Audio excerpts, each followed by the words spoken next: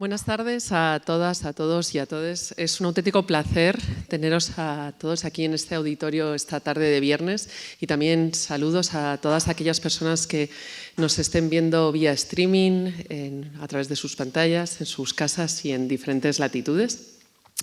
Esta noche estamos presentando un evento que se titula Espantar la historia, fantasmas de lo irresuelto en el arte centroamericano contemporáneo, que ha sido ideado, comisariado y organizado por Patricio Majano. Patricio ha sido durante todo este año el investigador residente inaugural de nuestras becas de investigación del Instituto CADER de Arte Centroamericano. Yo soy Julia Morandera Rizabalaga, soy la directora de estudios del museo y es en esta dirección de estudios donde se aloja el Instituto CADER de Arte Centroamericano. Un instituto que lo pensamos y lo trabajamos como un organismo pensado, centrado y dirigido a apoyar, a sostener, a desarrollar, a dar visibilidad, pero sobre todo a aprender y a pensar con las prácticas artísticas, las historias del arte y la teoría crítica y cultural de Centroamérica y sus diásporas. Es un instituto complejo, amplio, que trabaja de manera transversal a muchos espacios, departamentos del museo, que trabaja desde formas de reciprocidad para con estas prácticas en la región y que tiene la investigación en su centro. La investigación pensada como un motor que avanza, que sostiene, pero también que colectiviza preguntas, formas de hacer y que deja, ¿no?, un pozo que sedimenta aprendizajes y conocimiento sobre estas prácticas y estas historias a lo largo del tiempo.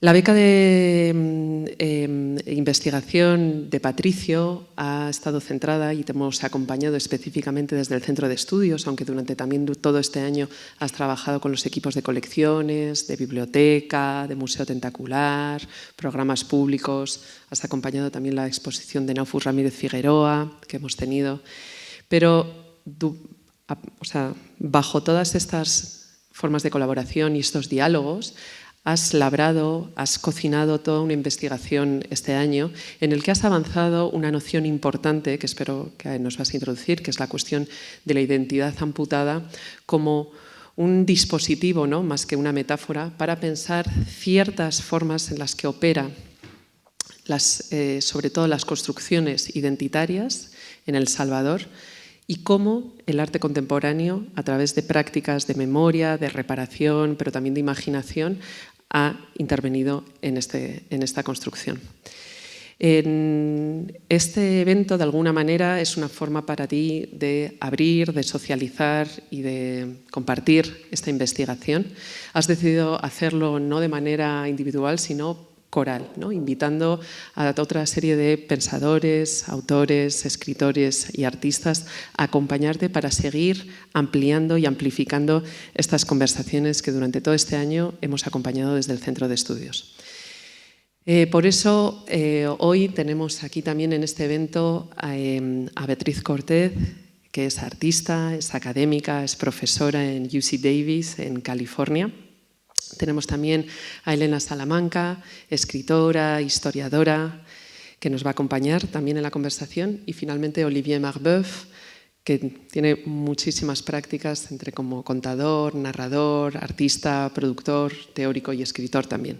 Todos ellos comparten también un compromiso, ¿no?, tanto intelectual como artístico, de pensar la geografía de una manera no indulgente, sino compleja, a partir de todas las fricciones, pero también las posibilidades que los imaginarios, los lenguajes, ¿no?, que estas diferentes como dispositivos, como imaginaciones geográficas abren, y específicamente lo que tiene que ver con Centroamérica y el Caribe, ¿no?, pueden acompañarlos. Por último, simplemente quería agradecer a todos los equipos que están haciendo posible este evento, el equipo técnico, el equipo de traductoras. Este evento va a estar presentado en 3 idiomas, en castellano, en francés y en inglés. También a todo el equipo de la Dirección de Estudios que ha hecho posible este evento hoy, pero sobre todo que ha acompañado a Patricio durante este año, y sobre todo a ti, Patricio, porque ha sido realmente una auténtica alegría intelectual, tenerte durante este año con nosotras aquí en el museo y sobre todo como parte del ICAC, en el que has también abierto formas de hacer, formas de entender, también las formas de acompañamiento de la investigación, pero también de repensar formas en las que el Instituto puede establecer diálogos con Centroamérica. Así que gracias. Y ahora le invito a Olivier a subir. Sí.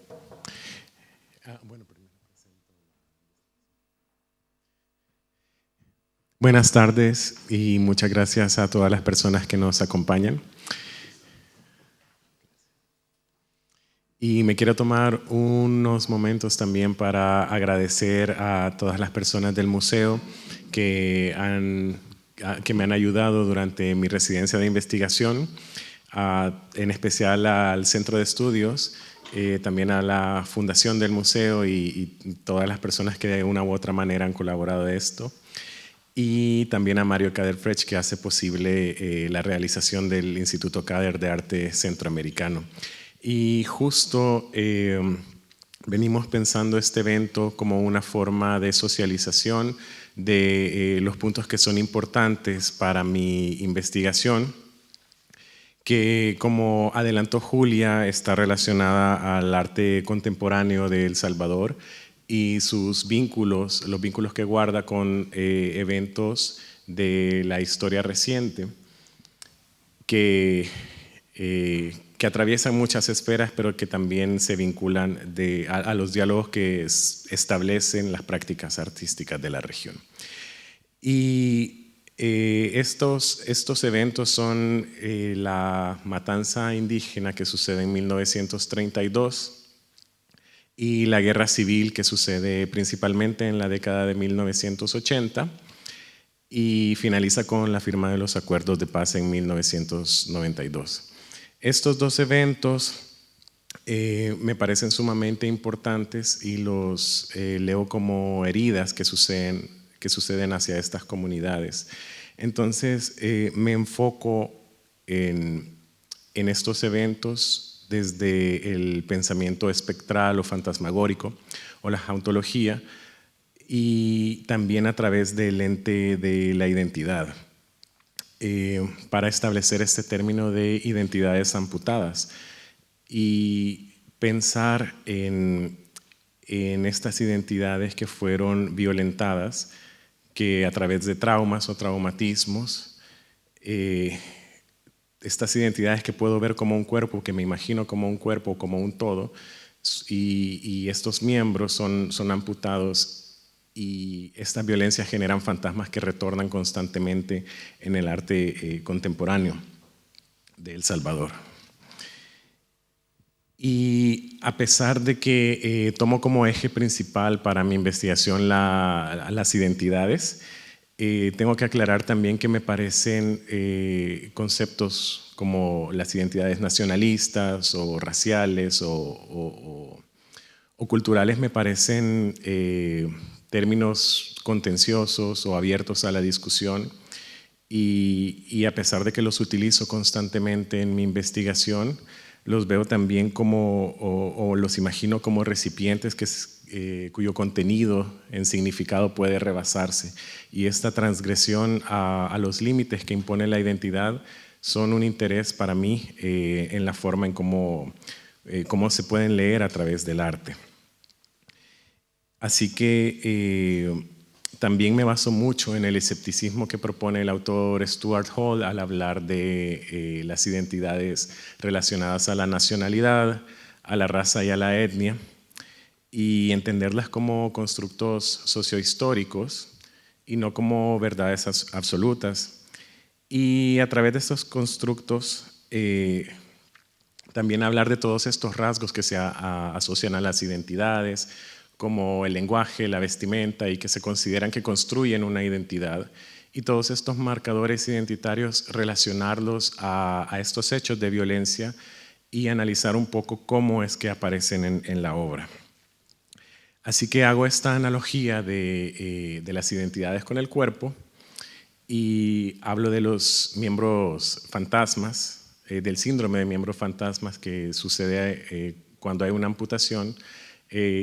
Y a pesar de que es un término que viene de la medicina y la psicología para describir la sensación muchas veces dolorosa de percibir un miembro que está ausente, percibirlo como si todavía está ahí, yo me enfoco desde el pensamiento espectral para hablar de estas obras. Y para situarnos un poco geográficamente en la región en la que estamos hablando, presento esta obra de Melissa Guevara que se enfoca en el mapa del Istmo Centroamericano. Y me parece interesante porque utiliza tierra y hago esa diferenciación entre el Estado-nación o la idea de un país y la idea de un territorio que se abre y que transgrede las fronteras. Y acá está un pequeño mapa de El Salvador donde se visualizan las fronteras del Estado-nación, pero también los lenguajes que se hablaban antes de la llegada de los españoles. Y quiero aclarar que estas distribuciones lingüísticas no necesariamente coinciden tampoco con las diferencias culturales o con la organización social y política de estas comunidades. Más bien estas fronteras eran porosas y dinámicas y opuestas a la idea de un Estado-nación con fronteras estáticas y que al final también se plantea como homogéneo, como mestizo.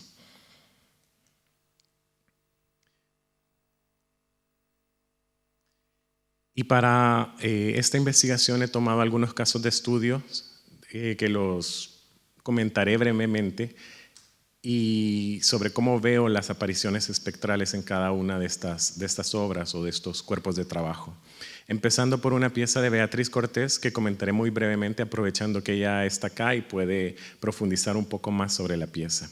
Esta se llama Armadura para Rufina Amaya y referencia a Rufina Amaya, quien fue la única sobreviviente a la masacre del Mozote, una masacre que sucedió al inicio de la Guerra Civil en 1981 y que dejó a más de 900 personas asesinadas, la mayoría mujeres, niñas y ancianos.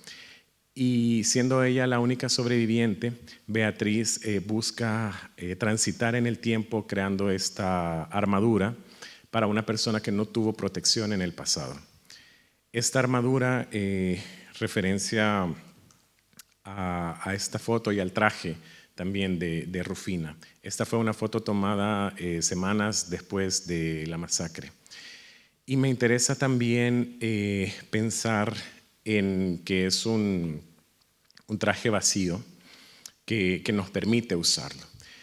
Rufina se dedicó a partir de este hecho a dar su testimonio para que se supiera que la masacre de hecho había sucedido, ya que el gobierno salvadoreño y el gobierno estadounidense constantemente negaron que había sucedido. Y hay entrevistas donde ella habla, le pide a Dios que le permita sobrevivir para poder contar lo sucedido. Entonces, a través del pensamiento espectral, entiendo esto como un juramento. Y Beatriz Cortés crea un audio donde nombra a todas las víctimas de la masacre y estos nombres permanecen en el tiempo a través de ecos que se van aglomerando y van creando, llega un momento en el que el audio es ininteligible y estos nombres, el nombrar a estas víctimas, lo leo también como un conjuro que busca la justicia, cosa que Rufina hizo mientras estuvo en vida. Y este traje no necesariamente lo leo como una ausencia de Rufina o una ausencia de las víctimas, sino también la posibilidad de performar esa búsqueda de la justicia y de actuar de la misma manera que Rufina, nombrar a esas víctimas, hacer un conjuro por la justicia. Esta es una fotografía de las exhumaciones que se realizaron en el Mozote. E incluyo algunas fotografías históricas también para que se puedan tener una idea del contexto en el que sucedió esto y el papel que jugaron las identidades. Esta es una fotografía del Ejército de El Salvador de miembros del Ejército de El Salvador. El conflicto armado se dio principalmente entre el ejército y las guerrillas de izquierda. Y me parece interesante esa separación de identidades porque al final todas estas personas eran miembros de la clase trabajadora, muy similares entre ellos, pero que habían sido llevados a estos puntos donde se estaban asesinando entre ellos.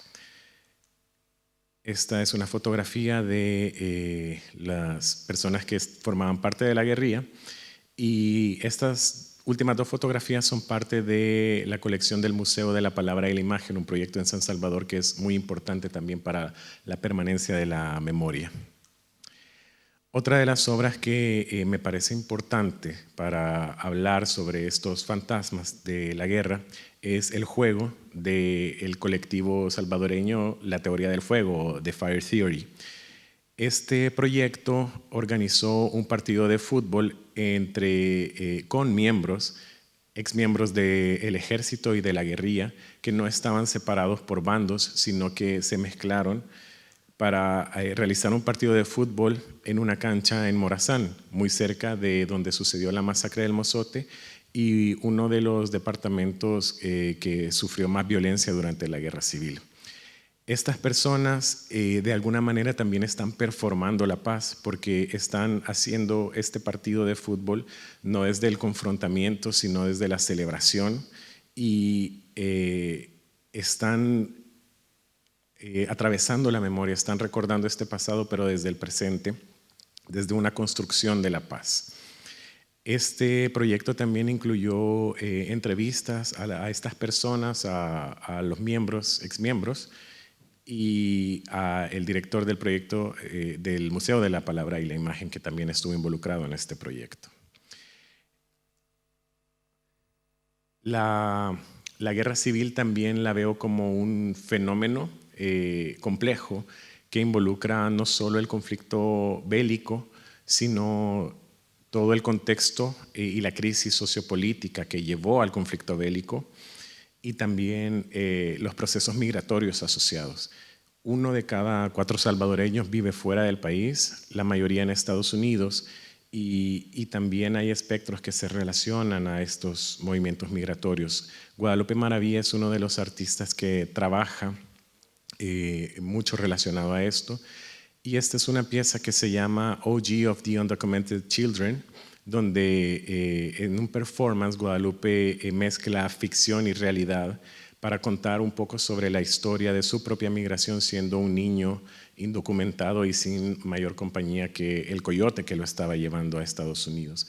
Guadalupe toma estas referencias también del pensamiento, de la cosmovisión precolonial, por ejemplo, comparando al coyote, no solo hablando del traficante de personas, sino del papel que jugaban los animales dentro de esta cosmovisión, y él ve al coyote también como un ser de paso que le ayuda a transicionar este umbral que es la frontera de Estados Unidos. Pero también este personaje que me parece muy interesante que se llama La Momia. La Momia es un personaje que viene de una serie de televisión llamada Titanes en el Ring, que se transmitía en los 80s y que era muy común para los niños de la época. Y Guadalupe toma este elemento, pero no desde la nostalgia, sino que transforma este personaje ocupando la canción original que habla sobre ser protector de los niños y la transforma a una madre protectora de la niñez. En el contexto en 2018, cuando las políticas migratorias de Estados Unidos estaban separando a niñas de sus padres y metiéndolos en jaulas. Entonces, este proyecto me parece muy importante porque toma el espacio de un museo, el Whitney Museum, en Estados Unidos, un espacio institucional para poner este problema en primer plano. Sin embargo, la obra de Guadalupe también ha estado transicionando del performance a estas otras esculturas que son a la vez instrumentos musicales y también utiliza para rituales de sanación. Guadalupe pasó por un proceso de enfermedad en el cual la espiritualidad le ayudó a sanar, y ahora él comparte todo eso, hace estos rituales de sanación con estas esculturas para personas que necesitan de esa sanación, ya sea personas enfermas, migrantes, etc. Y algo que me parece importante mencionar también es que de todos estos proyectos, de las personas involucradas en los proyectos que he hablado, no solo trabajan sus proyectos artísticos, sino que también desarrollan prácticas de activismo que me parecen igualmente importantes, y Guadalupe es uno de ellos, que trabaja con las comunidades migrantes. También hay toda una serie de artistas que trabajan desde la diáspora salvadoreña en Estados Unidos sobre el archivo familiar, y me parece muy interesante como una forma en la que estos fantasmas del territorio y de estas personas que se han abandonado toman presencia en las obras. Y voy a hablar solo de uno de estos proyectos que me parece muy interesante, que se llama Welcome to Intipucá City, o Bienvenidos a la ciudad de Intipucá. Intipucá es una ciudad pequeña al este del país y que su población se ha visto dividida por la migración. Muchas de las personas de Intipucá ahora viven en Estados Unidos, principalmente en Washington, D.C. Y de esta forma, este proyecto me hace pensar en Intipucá existiendo tanto en Estados Unidos como en El Salvador. Y esta fotografía es parte de muchas de las que tomaron y recabaron hablando con personas de las dos comunidades, o de la misma comunidad en Estados Unidos y en El Salvador. Y tiene una réplica de la Estatua de la Libertad y una réplica de una estela prehispánica. Pero al mismo tiempo armaron estos árboles genealógicos con las personas, miembros de esta comunidad, para reconstruir un poco esta memoria familiar. También la identidad indígena relacionada al 32 la veo, o el 32 más bien, lo veo como un punto de inflexión de muchas décadas de violencia contra las comunidades indígenas. Entonces realmente no es un único punto de violencia, sino que más bien a partir de este momento, pero realmente antes y después también, muchas personas se dejan de autoidentificar a sí mismas como indígenas como una manera de sobrevivir. Y esta obra del artista Mario López Vega me parece muy interesante porque le nombra arma prehispánica contemporánea, relacionándola con las puntas de flecha y de lanza hechas de obsidiana, que es una piedra.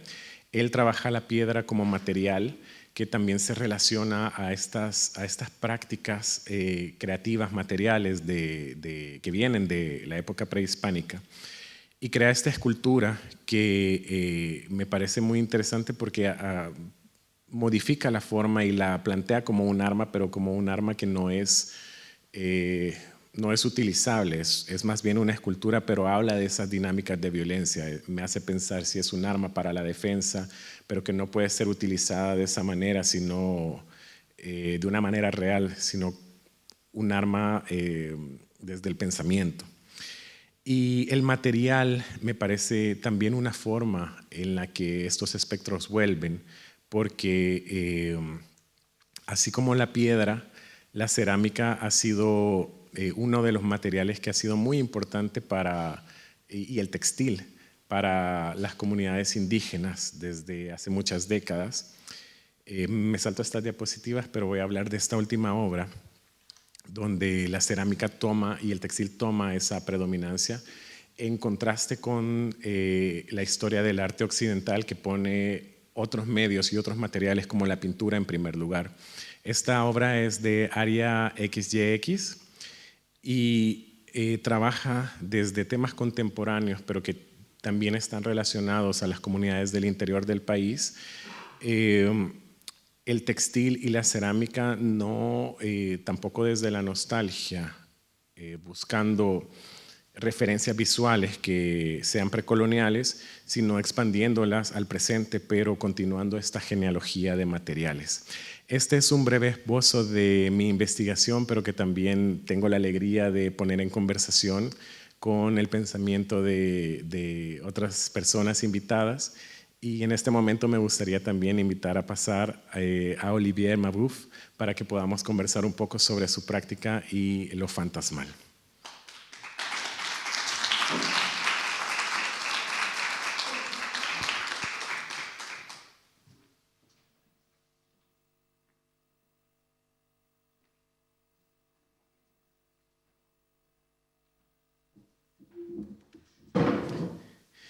El trabajo de Olivier se sitúa en un contexto del Caribe colonizado y que, por tanto, está constantemente asediado. Está constantemente asediado por estos fantasmas de un pasado violento. Olivier va a presentar un poco su trabajo y luego vamos a hablar de estas conexiones que están entre el trabajo de ambos.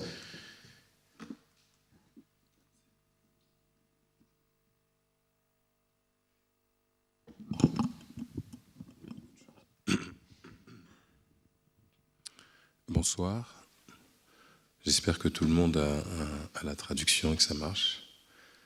Merci déjà pour cette invitation, Patricio, et merci aussi au Musée Reina Sofia pour cette proposition, cette première collaboration formelle qui doit en ouvrir d'autres.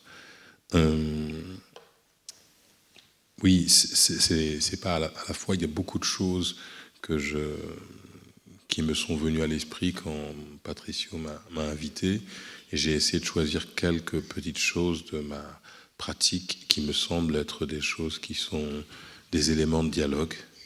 Voilà, ça fait maintenant, je suis encore un jeune homme, mais ça fait quand même 3 décennies que j'ai commencé à travailler dans l'art, donc ça produit un corpus assez large avec des activités qui sont à la fois dans des disciplines identifiées de l'art, mais aussi des choses qui ont à voir avec des choses en dehors de l'art, qu'on pourrait appeler de l'activisme, que moi j'appelle la vie, quoi. Donc j'ai aussi une vie en dehors de l'art, et je dirais que le rapport entre ce que je fais dans l'art et ce que je fais en dehors est assez intense, et les circulations entre l'intérieur des lieux de l'art et leur extérieur est aussi un mouvement qui fait partie de ce que j'essaie de travailler, c'est-à-dire de voir comment on peut aller et venir. Et ce que je pourrais dire, c'est que là, j'ai choisi plutôt des œuvres assez récentes et qui sont plutôt des œuvres plastiques. Je suis par ailleurs auteur, performeur, et j'ai pas mal travaillé à la question du corps. Mais là, je me suis plutôt resserré sur un corpus d'œuvres assez précis qui me semblait un bon terrain pour discuter avec toi. Parce que pour moi, c'est aussi la raison pour laquelle c'était intéressant d'être là aujourd'hui, d'essayer de voir comment, d'une part, on peut essayer de relier des pratiques, mais aussi effectivement de réfléchir à un territoire que moi j'appelle la Grande Caraïbe, et qui est peut-être un peu plus large que ce qu'on appelle en général la Caraïbe, c'est-à-dire toute la partie continentale de l'Amérique centrale, qui entretient un rapport avec l'histoire caribéenne particulière, avec parfois des choses qui sont effacées d'une histoire continentale, mais qui ont existé, et des relations dont mon travail est basé sur le fait de les renouer. Et j'essaie de travailler plutôt sur la question du détail, ou d'un élément qui va guider, plutôt que de venir avec une idée d'ordre général qui serait illustrée par des œuvres. Donc les œuvres elles-mêmes explorent des petites choses, des petits liens, des petites histoires, essayent de prendre soin de ces histoires, de les assembler pour aller dans un mode un peu constructiviste en quelque sorte, fabriquer une plus grande histoire et renouveler la manière de raconter l'histoire. Donc là, je vais montrer juste une œuvre qui me semblait intéressante, en fait, parce qu'elle fait partie d'une exposition qui me semble être un bon point de départ. C'est une exposition qui s'est passée à Montréal, et autour justement de la question de la présence caraïbéenne au Canada, ce qui n'est pas la chose qu'on va penser tout de suite. Donc pas mal de mes projets vont chercher une chose qui ne relève pas au départ de l'évidence. Et évidemment, les populations africaines qui sont arrivées sur le continent américain sont arrivées à travers la traite de l'esclavage, mais après se sont dispersées et ont construit des stratégies différentes vers le sud, vers l'Amérique centrale et vers le nord. Et les populations, évidemment, qui sont arrivées au Canada, en général, ont fui les États-Unis par un ensemble de chemins et de tactiques. Et ça m'intéressait d'essayer de comprendre comment se recomposait, en fait.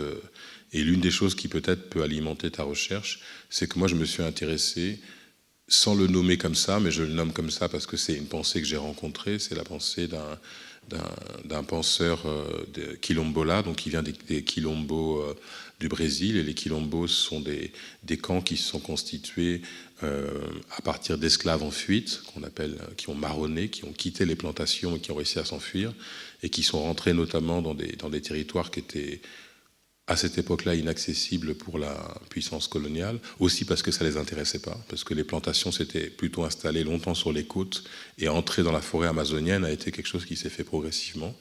Et donc des camps se sont constitués d'esclaves en fuite qui ont rencontré des populations indigènes d'Amazonie et ont formé ces sociétés qui sont nouvelles pour le coup, qui sont hybridées entre deux traditions, qui ont créé des nouvelles langues, des nouveaux rites, qui ne sont ni tout à fait indigènes, ni tout à fait afrodescendants. Et ça, c'est un espèce de modèle extrêmement intéressant.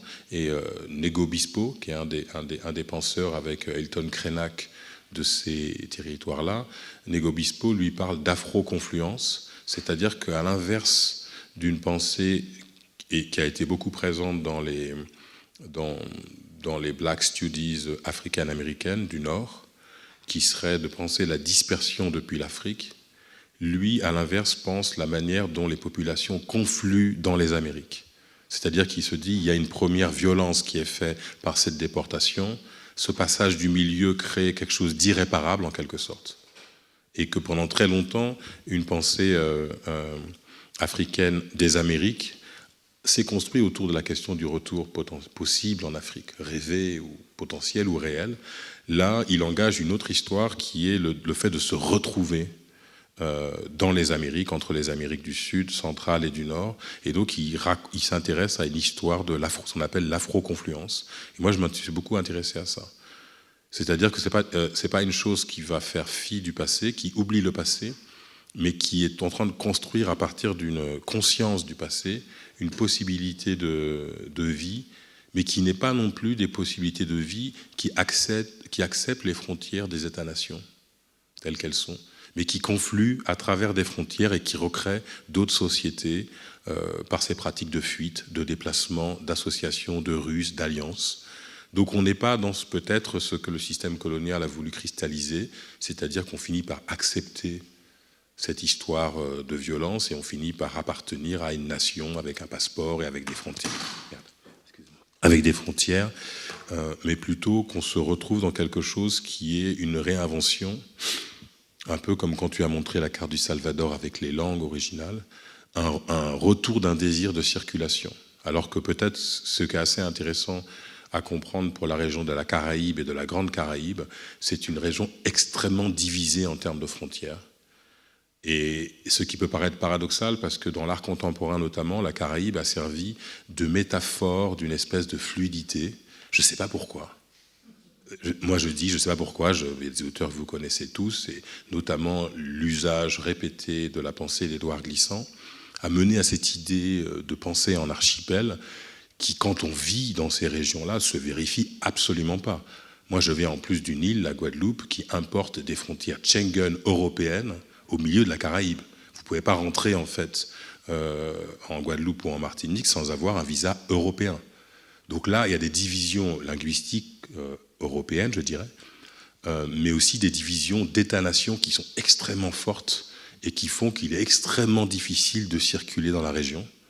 Et donc pour moi, l'idée de fabriquer une région avec les moyens, qui sont les nôtres, artistiques et culturels, est une chose importante parce que pour moi, la région n'existe pas d'elle-même puisqu'elle vient d'un ensemble de guerres, de conflits, de violences.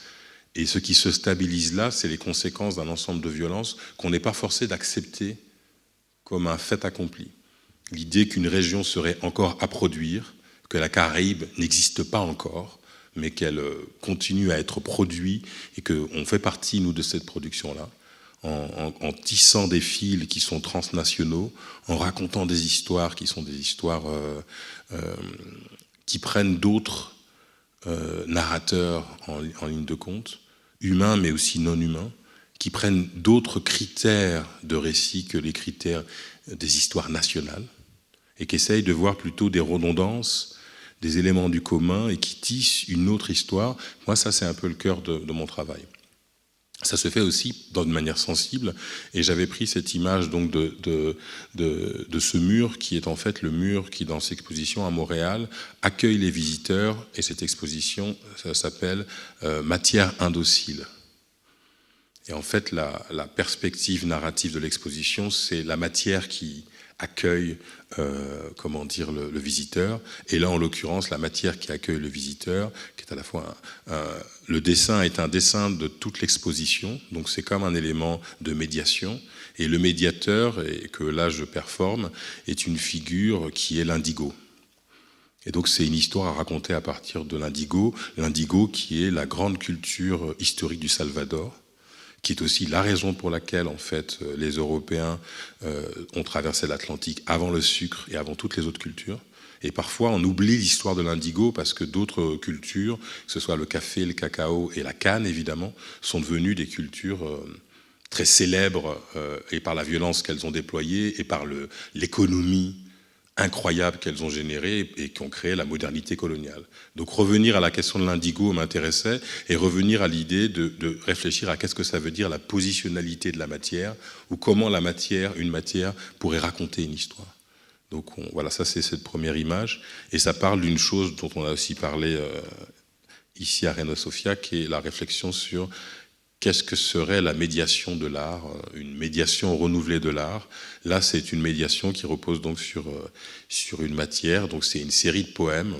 Et donc ici, la médiation n'a pas pour fonction d'expliquer l'art contemporain, mais plutôt de raconter des histoires et des poèmes qui sont aussi un mode afrodescendant, mais aussi indigène, du savoir. C'est-à-dire que là où l'Occident pense que le savoir sert absolument à rendre tout transparent, là, je dirais que le médiateur indigo rend tout plus opaque et plus bizarre. Et en fait, le texte de médiation que reçoivent les gens est une conversation entre la matière et le maître.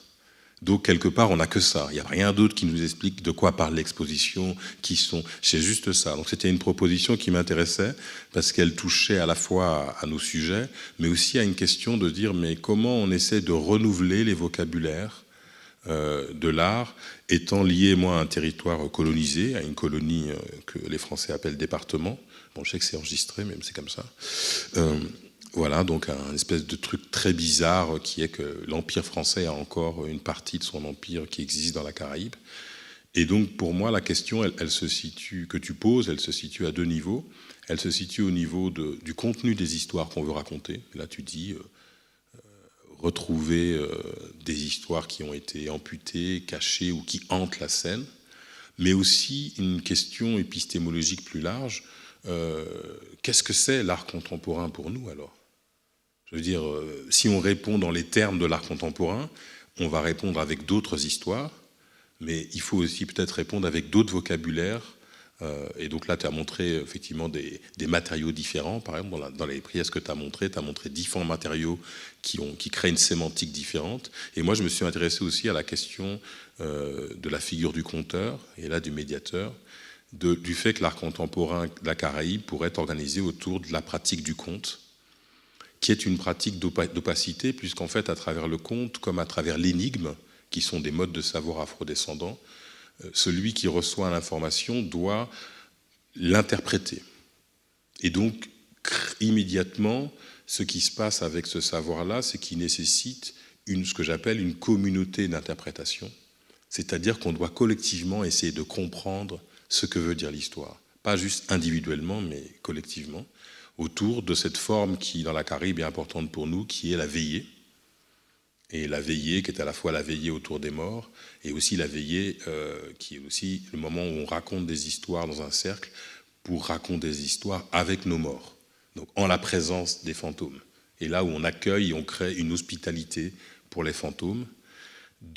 Et je dirais que ça, ce qui est important pour nous, c'est aussi de se poser la question de comment on travaille avec le temps caraïbien, qui donc n'est pas un temps où il y a futur, passé et présent, mais qui est un plateau de temps spirale, où tout se répète de manière différente. Et donc ça, il y a un mouvement littéraire caribéen qui a été mené par des écrivains haïtiens avec la figure de Franck Etienne, qui est l'un des plus grands poètes haïtiens qui est mort récemment. Et ce mouvement des spiralistes tentait d'examiner comment le temps en spirale produisait une littérature particulière. Et moi, je trouve que le temps en spirale caribéen n'a pas encore dans l'art tout à fait infusé ce que peut vouloir dire être dans un temps où le présent, le passé, le futur sont toujours contingents, où tout est toujours là, où tout est toujours advenu et ce qui s'est passé n'a pas disparu. Donc on est toujours en présence des fantômes, mais nous-mêmes, on est les fantômes du futur. Donc nous-mêmes, on est dans une espèce d'endroit où le futur est déjà là aussi. Et donc où tout le monde est le fantôme de l'autre, en quelque sorte.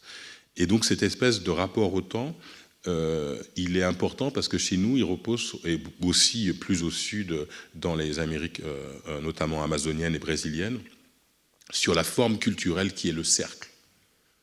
Donc est-ce que nous, on est capable de réfléchir à ce cercle de parole, qui est aussi un cercle de vision, un cercle de cosmovision, qui implique aussi, et je finirai par ça pour introduire le travail, les pratiques d'hallucination et de vision. Comment on essaye de penser les arts visuels dans une société dont l'outil cosmopolitique, c'est la vision et l'hallucination, avec notamment la consommation de plantes hallucinogènes comme outil de la politique. Et donc, toutes ces questions-là, moi, elles m'intéressent parce qu'elles touchent au contenu des histoires perdues, mais aussi à la manière dont on va pouvoir les faire revenir. Et je pense que cette deuxième chose, on y accorde un tout petit peu moins d'importance qu'à la première. Y bueno, yo también he traído unas preguntas para ti, Olivier. No sé si quieres hablar también entiendo que vas a hablar de algunos de los proyectos acá. Igual, mucho del contenido que está relacionado a las preguntas que traía ya lo has mencionado de una u otra manera en tu trabajo. Pero me parece muy interesante esto que hablabas de las diferentes temporalidades y cómo tu trabajo se relaciona con el presente, con el pasado y con el futuro al mismo tiempo, que es algo que también Beatriz hace a su propia manera, pero dentro de este pensamiento, en tus escritos también hablas sobre el pensar con Haití relacionado a uno de los primeros movimientos emancipatorios de las comunidades de esclavos. ¿Nos podrías comentar un poco también sobre cómo ves ese pensamiento desde el presente en este momento y a través de tu trabajo? Alors bon, penser avec Haïti, c'est très vaste. Je vais essayer de me tenir à quelques points précis qui continuent cette conversation, mais on pourra en parler plus longuement pour ta recherche. La première chose, c'est qu'en fait, lorsqu'on dit Haïti est la première révolution donc des esclaves et qui aboutit à la première république noire en 1804, elle commence en 1791, quand on dit ça, on ne dit pas la chose de la bonne manière. Je dirais que c'est presque une manière occidentale de raconter l'histoire. On doit prendre un soin différent.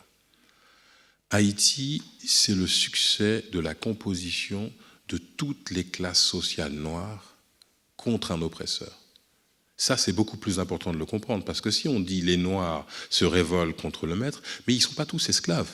Ce qui est beaucoup plus extraordinaire, je trouve, c'est de montrer l'impureté de la révolution haïtienne, parce qu'à ce titre-là, elle nous donne de l'espoir, moi je trouve. Parce que des gens qui vont être esclavisés vont se retrouver en fait dans le même combat que des gens qui sont, ce qu'on appelle en Haïti et dans la Caraïbe, des libres de couleur, des personnes qui sont déjà libres, qui ont payé leur liberté, qui eux-mêmes ont des plantations et parfois eux-mêmes ont des esclaves, des personnes noires. Donc là, ils vont décider d'une alliance contre une oppression pour créer une république. C'est beaucoup plus intéressant que juste se dire c'est les opprimés contre les oppresseurs. C'est plus compliqué que ça. En réalité, c'est parce que le pouvoir français à Saint-Domingue, avant que ça s'appelle Haïti, refuse de donner aux libres de couleur, qui ont obtenu un statut social, les mêmes droits démocratiques après la Révolution française que les Blancs qui habitent dans la colonie. Les Blancs qui habitent dans la colonie se retrouvent à discuter avec Paris et disent « vous ne pouvez pas donner les mêmes droits à nous qui habitons dans la colonie avec des Noirs qui habitent dans la colonie, parce qu'ils vont nous trucider, ils vont nous éliminer. Donc il faut que vous mainteniez une différence entre nous, sinon ça va vraiment... Et la France ne pourra pas garder cette île. Il faut se rappeler que Saint-Domingue, à l'époque, est l'île la plus riche du monde. C'est la première plantation de sucre du monde. C'est l'endroit le plus riche du monde. Haïti passe de l'endroit le plus riche du monde à l'endroit le plus pauvre du monde. Donc c'est cette trajectoire-là qu'il faut comprendre. Et donc, à ce moment-là, en fait, ce qu'on appelle les Blancs créoles, c'est-à-dire des Blancs qui sont nés en Haïti, à Saint-Domingue, disent au gouvernement français de Paris, vous ne pouvez pas leur donner les mêmes droits que nous. Et donc Paris accepte. Pourquoi ? Parce qu'en fait, les maîtres de Haïti à l'époque, les planteurs blancs, sont plus riches que l'État français. C'est ce qu'on vit un peu aujourd'hui avec les très grandes firmes qui sont plus riches que les États. À l'époque, c'est Saint-Domingue, cette colonisation-là, elle est financée par des privés. Eux, ils ont plus d'argent que l'État. Donc, ils peuvent dire à l'État, écoutez, vos histoires de révolution, vous les gardez. Nous, on est ici, on ne veut pas entendre parler de ça. Et donc là, parce qu'on refuse à ces hommes noirs libres d'avoir le même statut que la bourgeoisie blanche, ils vont se liguer de manière extrêmement paradoxale, en réalité, avec des esclaves qui veulent renverser le pouvoir. Donc, penser avec Haïti, c'est penser qu'il y a des possibilités stratégiques d'alliance qui ne vont pas d'elles-mêmes. Alors qu'en général, on dit « Ah ouais, mais tu sais, ça, l'histoire noire de la Caraïbe, c'est pas l'histoire indigène, c'est pas ça. » Mais ça, on s'en fout, quoi. La question, c'est d'avoir des stratégies partagées. Dans les quilombos brésiliens, les indigènes et les noirs en fuite, ils se sont rassemblés pour créer l'un des rares espaces non capitalistes du monde. Un quilombo ne répond pas à un système capitaliste. Ça fonctionne selon une autre manière. Et c'est une enclave en dehors du capitalisme qui fait dire à Nego Bispo et à d'autres, nous, on n'est pas des humains. On vous laisse le truc des humains, vos histoires. On n'a jamais demandé à être considérés comme des humains par vous. Nous, on est des êtres du cosmos, de la cosmovision. On est une autre catégorie. Et on ne veut pas être dans votre catégorie qui, de façon, détruit tout. Et on ne veut pas avoir à négocier avec vous. Donc il y a cette espèce d'idée d'une enclave autre. Donc pour moi, penser avec Haïti, c'est penser avec des alliances qui vont vers des émancipations radicales. Et la deuxième chose qu'il faut comprendre, c'est que le modèle d'émancipation mondiale, la déclaration mondiale d'émancipation n'est pas la déclaration des droits de l'homme produite par la Révolution française. La Révolution haïtienne est antisexiste et antiraciste dès le début. Donc si on renverse la perspective, on se dit, c'est cette révolution qu'on veut, qui va créer des alliances, qui est beaucoup plus radicale que la Révolution française, sauf que ce qui va influencer la Révolution américaine et la révolution de toute la région, en fait, des Amériques, c'est la Révolution française, qui va produire la Révolution américaine et qui va produire le modèle de démocratie qu'on connaît, et avec lequel on se débat. Si on était parti du modèle haïtien, qui est un modèle antiraciste, antisexiste, et qui est un modèle aussi où la place de l'invisible et du magique est centrale, on produirait une autre possibilité. Donc c'est la notion d'histoire potentielle qui m'intéresse là. Penser avec Haïti, c'est « mais et si on prenait Haïti comme point de départ, quel type de monde on aurait été capable de produire ?» Et pour finir, peut-être pour comprendre ça, le point de départ de la révolution haïtienne, est pareil, qui est peut-être raconté comme anecdotique, en 1791, donc tous les Noirs qui s'assemblent pour démarrer cette révolution, ils se rassemblent à un endroit qui s'appelle Bois Caïman, et qui est célèbre, qui est un bois. Et qu'est-ce qu'ils font ? Ils font un grand cercle. Et qu'est-ce qu'ils font ? Ils font un grand rituel. Et qu'est-ce qu'ils font ? Ils appellent les morts à rejoindre la révolution. Et c'est un grand rite vaudou. Et le début de la révolution débute par un appel aux morts à rejoindre la révolution. C'est pour ça que penser avec Haïti, c'est aussi penser une manière de faire des morts les alliés des vivants. Gracias. Y para terminar un poco con ese pensamiento espectral que está presente en este momento en Haití, que está en tu obra, tal vez podemos pasar rápidamente algunas de las imágenes y nos puedes comentar brevemente sobre esa presencia. El mando está ahí, pero si quieres, para que hablemos brevemente en estos últimos segundos que nos quedan de algunas de tus piezas. Ya luego vamos a tener un momento para conversar entre todas con las demás invitadas. Très bien, je vais terminer en passant assez rapidement dans les images. Donc ça, c'est des détails de ces fresques. Attends, peut-être on peut revenir. Voilà, là, on voit en fait de manière plus générale cette pratique du dessin, qui sont des dessins assez monumentaux. Donc si on va plus loin, là, celle-ci, c'est une fresque que j'ai réalisée dans un espace éphémère à la Biennale de Venise en 2024 et qui était un monument liquide. En fait, on a été invité à occuper un bâtiment de la Navy à Venise. Et moi, à chaque fois que je dessine, je raconte une histoire qui est la continuité de l'histoire que j'ai commencée, avec toujours un nouvel élément. Tu sais, et ça, c'est la question du conte créole.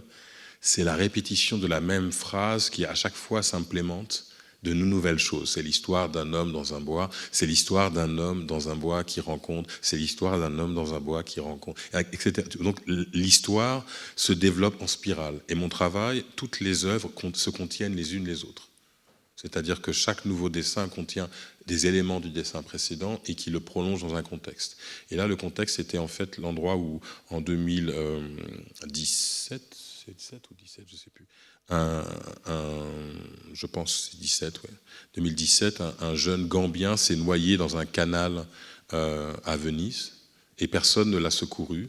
Il s'est noyé sous les yeux des Vénitiens et personne ne l'a aidé. Et donc, on était en fait en face du canal dans le bâtiment et donc toute l'histoire liquide que je racontais à partir de la Caraïbe arrivait jusqu'à la Méditerranée, jusqu'à Venise et témoignait en fait, faisait monument éphémère. Toutes les œuvres que je montre sont des œuvres éphémères qui durent la durée d'une exposition. C'est des dessins à la craie, donc qui sont très fragiles et qui sont des œuvres comme ça qui vont avoir un temps de vie limité, mais qui sont des gestes de répétition. Donc c'est la notion de produire un monument, non pas en produisant un monument avec une matière solide, mais à l'inverse, en produisant un monument par un système de répétition. C'est-à-dire que le monument réapparaît à d'autres endroits à chaque fois, et on suit une espèce de monument voyageur. Donc là, à Venise, c'était l'hommage à ce jeune Gambien, et qui a été activé en fait par un chorégraphe qui s'appelle Zora Snek, et qui vraiment a fait tout un travail sur une pièce en fait qui est en lien avec les matières qui sont extraites au Cameroun. Et de nouveau, c'est une chorégraphie de la matière, entre l'or, le sucre. Et donc, c'était aussi l'idée que chaque dessin est comme une partition qui va vivre une activation. L'objet est toujours lié à une espèce de texte invisible qui va être activé. Là, on voit une exposition au centre Pompidou-Metz. Donc là, on voit d'assez loin l'œuvre qui est un mur qui fait 20 mètres de long, qui est dessiné in situ. Et là, pareil, il y a un ensemble de dessins qui sont à la fois des dates que les visiteurs français ne peuvent pas connaître, mais qu'un Haïtien qui vient connaît, ou qu'un Guadeloupéen connaît, ou que quelqu'un de la Caraïbe connaît. Donc aussi là se joue la question des niveaux d'opacité, puisque nous, on nous a obligés à parler français en Guadeloupe. Et donc là, à chaque fois que je viens, l'idée qu'il y a des gens qui comprennent mieux certaines choses que d'autres et peuvent les activer, c'est aussi le sens de ces dessins qui sont en fait des annotations.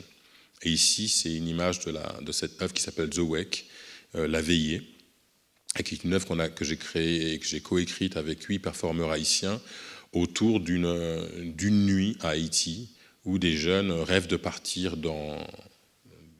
autre part, parce que l'île est complètement bloquée, les gens sont enfermés en Haïti, et c'est le rêve d'un espèce de voyage, pour le coup un peu afrofuturiste, parce qu'en racontant des histoires, ils se mettent à voyager dans le monde entier, et donc il y a une espèce de voyage qui se crée, qui est devenu un vrai voyage, parce que ça c'est l'aspect aussi de mon travail matérialiste, c'est qu'on se retrouve avec une œuvre qui va devenir une tournée internationale, et eux-mêmes qui vont réussir à quitter Haïti grâce à cette œuvre. Donc ça, c'est aussi un élément de réalité. Et là, je montre la dernière pièce que j'ai faite à la Biennale de São Paulo, qui est un mur de 25 mètres, et qui relie le Brésil à la Guadeloupe et à Haïti. On voit quelques détails là, à partir des pratiques de mascarade du carnaval, et notamment à partir de mon point de départ, qui était la question de la couleur noire sur la peau, qu'on retrouve dans les pratiques carnavalesques noires au Brésil, en Guadeloupe et en Haïti, qui était mon intuition. Et donc j'ai travaillé des collectes de masques noires dans tous ces pays-là, qui était la base du dessin. Puis après, j'ai raconté tout un ensemble de partitions, et on a activé aussi cette œuvre avec une performance il y a quelques semaines de ça. Et ça, c'est la figure de Toussaint Louverture, que les Haïtiens reconnaissent dans un dessin hyper minimum, donc qui peut être énigmatique parce qu'il n'a pas de visage, mais pour eux, il a directement un visage. Voilà. Je m'arrêterai là. Voilà. On peut voir toutes ces images en ligne. Et ça, c'est une pièce qui va disparaître à la mi-janvier. Elle est encore présente pendant quelques mois, et puis elle disparaîtra, et une autre apparaîtra à sa place. Voilà, merci.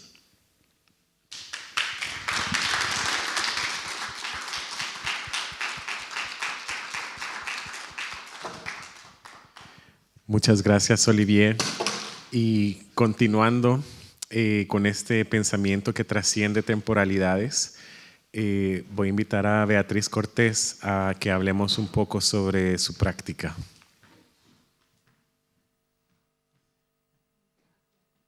Bienvenida, Beatriz.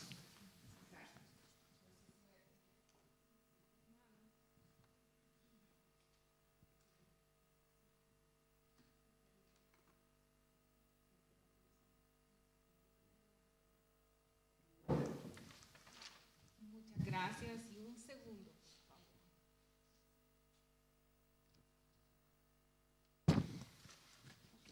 Voy a tratar de y agarrar el micrófono y pasar la palabra. Bueno, antes que nada, quisiera agradecer a Patricio por esta invitación. ¿Está apagado? ¿Me escuchan?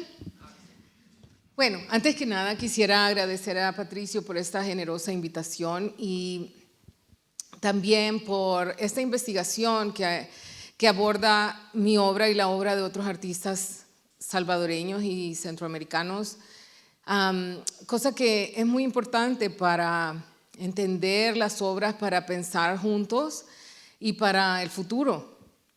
Entonces, muchas gracias, y también quisiera decir que tengo muchísimos años de querer hablar con Elena y con Patricio, y a pesar de conversar muchas veces a través de las redes, nunca nos habíamos conocido en persona, así que ha sido una oportunidad muy importante y un placer también conocer y conversar con Olivier. Quiero también dar las gracias al Instituto CADER de Arte Centroamericano, que genera pues muchas ilusiones para esta década que da inicio este año, y a todo el equipo organizador del Museo Reina Sofía por no solamente albergar este instituto y darle vida y ser su motor, sino también por toda la logística que hace posible nuestra presencia aquí hoy. Bueno, en términos, voy a leer porque prometí no pasarme mucho tiempo. Voy a tratar. En términos generales, mi obra explora el concepto de memoria, de crecer en El Salvador en los tiempos de guerra, así como mis experiencias de migración a medida que me desplacé primero a Arizona, donde viví por casi 11 años antes de mudarme a Los Ángeles vía Detroit. Pero mi obra también es sobre la experiencia de simultaneidad, que es un concepto central en mi obra porque tiene que ver con el tiempo, pero también con la multiplicidad, estar en varios lugares a la vez, múltiples temporalidades, tecnologías, formas de ver el mundo, traducir realidades entre San Salvador y Los Ángeles, existiendo en diferentes espacios, pero también yendo y viniendo, atravesando, uniendo, creando puentes. Entonces mi obra es sobre el futuro, construyo memoria para poder imaginar posibles futuros. Hay 3 conceptos centrales. ¿Me puedes ayudar, por favor? El siguiente. Hay 3 conceptos centrales en mi trabajo: el tiempo, la simultaneidad y el movimiento. Y estoy interesada en cómo los asuntos raciales, sobre la clase, sobre migración, sobre el género, sobre el nacionalismo, atraviesan estos conceptos. Siguiente, por favor. Por ejemplo, construí una escultura hecha de tierra y semillas como una especie de homenaje a los cuerpos de desconocidos que habían sido tirados como basura en la guerra y en el proceso de migración, y la regué a diario hasta que se convirtió en un jardín. Y así he construido instalaciones con libros, instalaciones que eran sobre la memoria de vivir en la guerra, sobre la censura, sobre la violencia, sobre vivir con miedo. Y fue así como comencé a quemar libros, a enterrar libros, como lo hacía la gente en mi niñez y juventud con sus propios libros durante la guerra en El Salvador para evitar ser víctimas de violencia. Y bueno, sobre todo en Los Ángeles anduve entrevistando a un montón de gente que yo conocía y preguntándoles si sabían dónde estaban sus libros.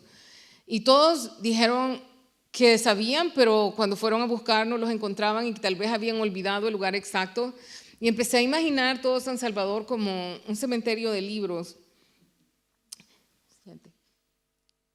Estas reflexiones sobre la memoria, pues distan mucho.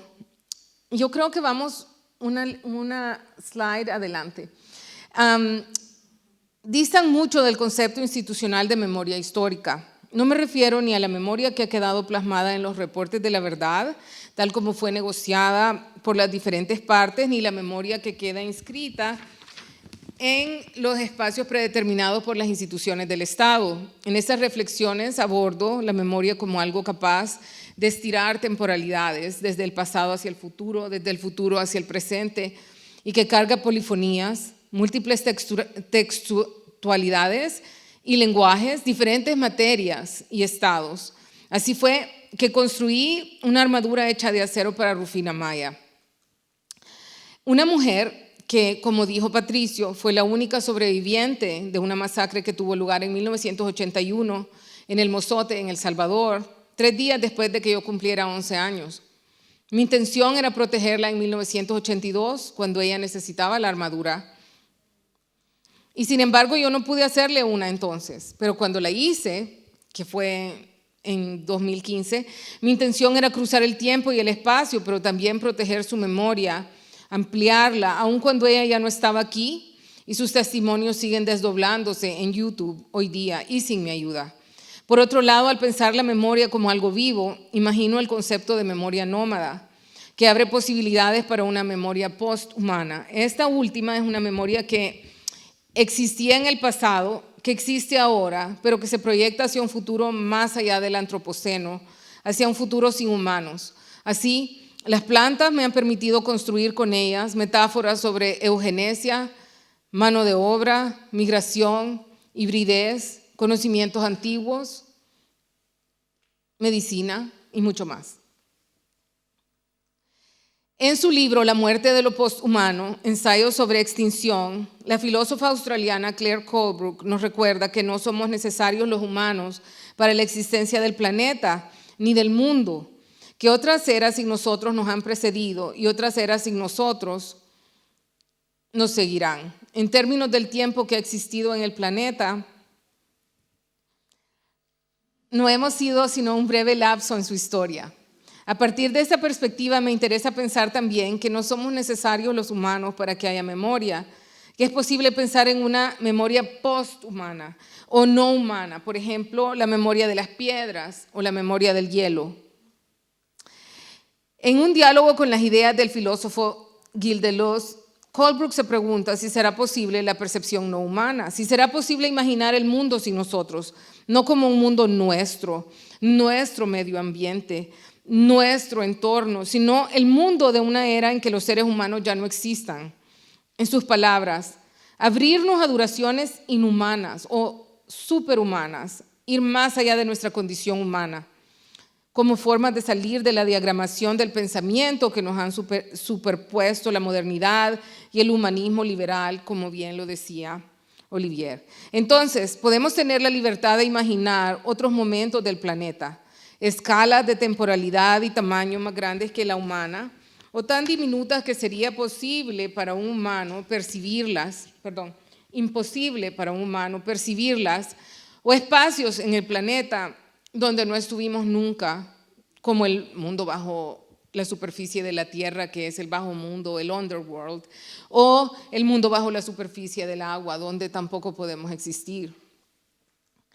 Y así, Colebrook nos invita a pensar en la era de la extinción y en una nueva posibilidad de abandonar la subjetividad tal como la hemos comprendido hasta ahora, a través del lente del humanismo. En otras palabras, abordarlo todo como si fuera parte del futuro, especialmente de un futuro no humano, que nos permita imaginar una visión diferente, nueva. Esto nos permite escapar las identidades fijas, darle nueva vida cada vez que abordamos un texto, un sonido, un paisaje, es decir, equivaldría a abrir las posibilidades para el devenir de cada texto, cada obra de arte hacia el futuro. Y es con esas intenciones con que quisiera pensar sobre el conocimiento y la sabiduría inscrita en las plantas, en las piedras, en el hielo, en los lagos, en los volcanes. A manera de ejemplo, quisiera hablarles del volcán de Ilopango, que una vez fue un volcán estratosférico que desapareció del paisaje en lo que ahora es El Salvador en el año 536, dejando en su lugar a un lago. Las partículas de la erupción, ¿no hay un volcán antes de eso? No, ya te pasaste todas las slides. Ok.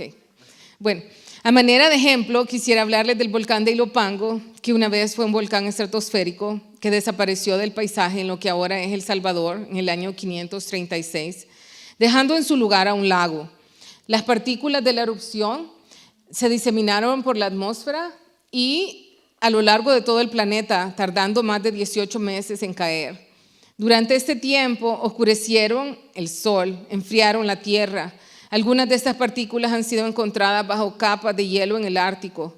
Esas partículas que enfriaron el planeta y que pueden enseñarnos mucho sobre la sobrevivencia, para mí representan la migración de la tierra del bajo mundo a todos los confines del planeta, incluyendo Madrid. Desde que pensé en ellas, han hecho la migración más amigable. Cada vez que enfrento situaciones difíciles, y en este año han sido muchos los ataques en contra de nosotros los migrantes, me recuerdo que estoy parada sobre partículas del volcán de Ilopango, es decir, hay una parte diminuta de casa, no importa dónde uno se encuentre. Muchas gracias por ayudarme. En una serie de estelas sobre la erupción del volcán de Ilopango, que son estas que ven ahora, mi obra aborda la migración de las partículas del volcán hacia todos los paisajes del planeta y la migración de los humanos sobre las partículas del volcán hacia diferentes lugares. Me interesa explorar las ideas especulativas que emergen cuando uno considera que la Tierra Blanca joven, que fue diseminada a través del planeta por la erupción del volcán de Ilopango, es sagrada y que tiene significado espiritual para las comunidades indígenas de Centroamérica y del sur de México, esas mismas comunidades que han formado parte de las olas migratorias contemporáneas. Aquí estamos bien. Mi objetivo es imaginar el impacto de esta erupción volcánica, no solo en formas físicas o visibles, sino también en términos culturales, espirituales, conceptuales, sobre la migración de los humanos, de las plantas, de los animales, del agua y la tierra en el planeta. Estas obras son un tributo a la migración de la materia y una metáfora sobre la porosidad de los cuerpos, los nuestros y los de la tierra, del cosmos, demostrando así que nada es estático, ni las identidades, ni los cuerpos, ni los paisajes que habitamos. La tercera estela que hice se llama Estela Z, siguiendo a Quiriguá, y cuenta la trayectoria del volcán, pero no la del volcán de Ilopango, sino la de escultura llamada Ilopango, el volcán que se fue.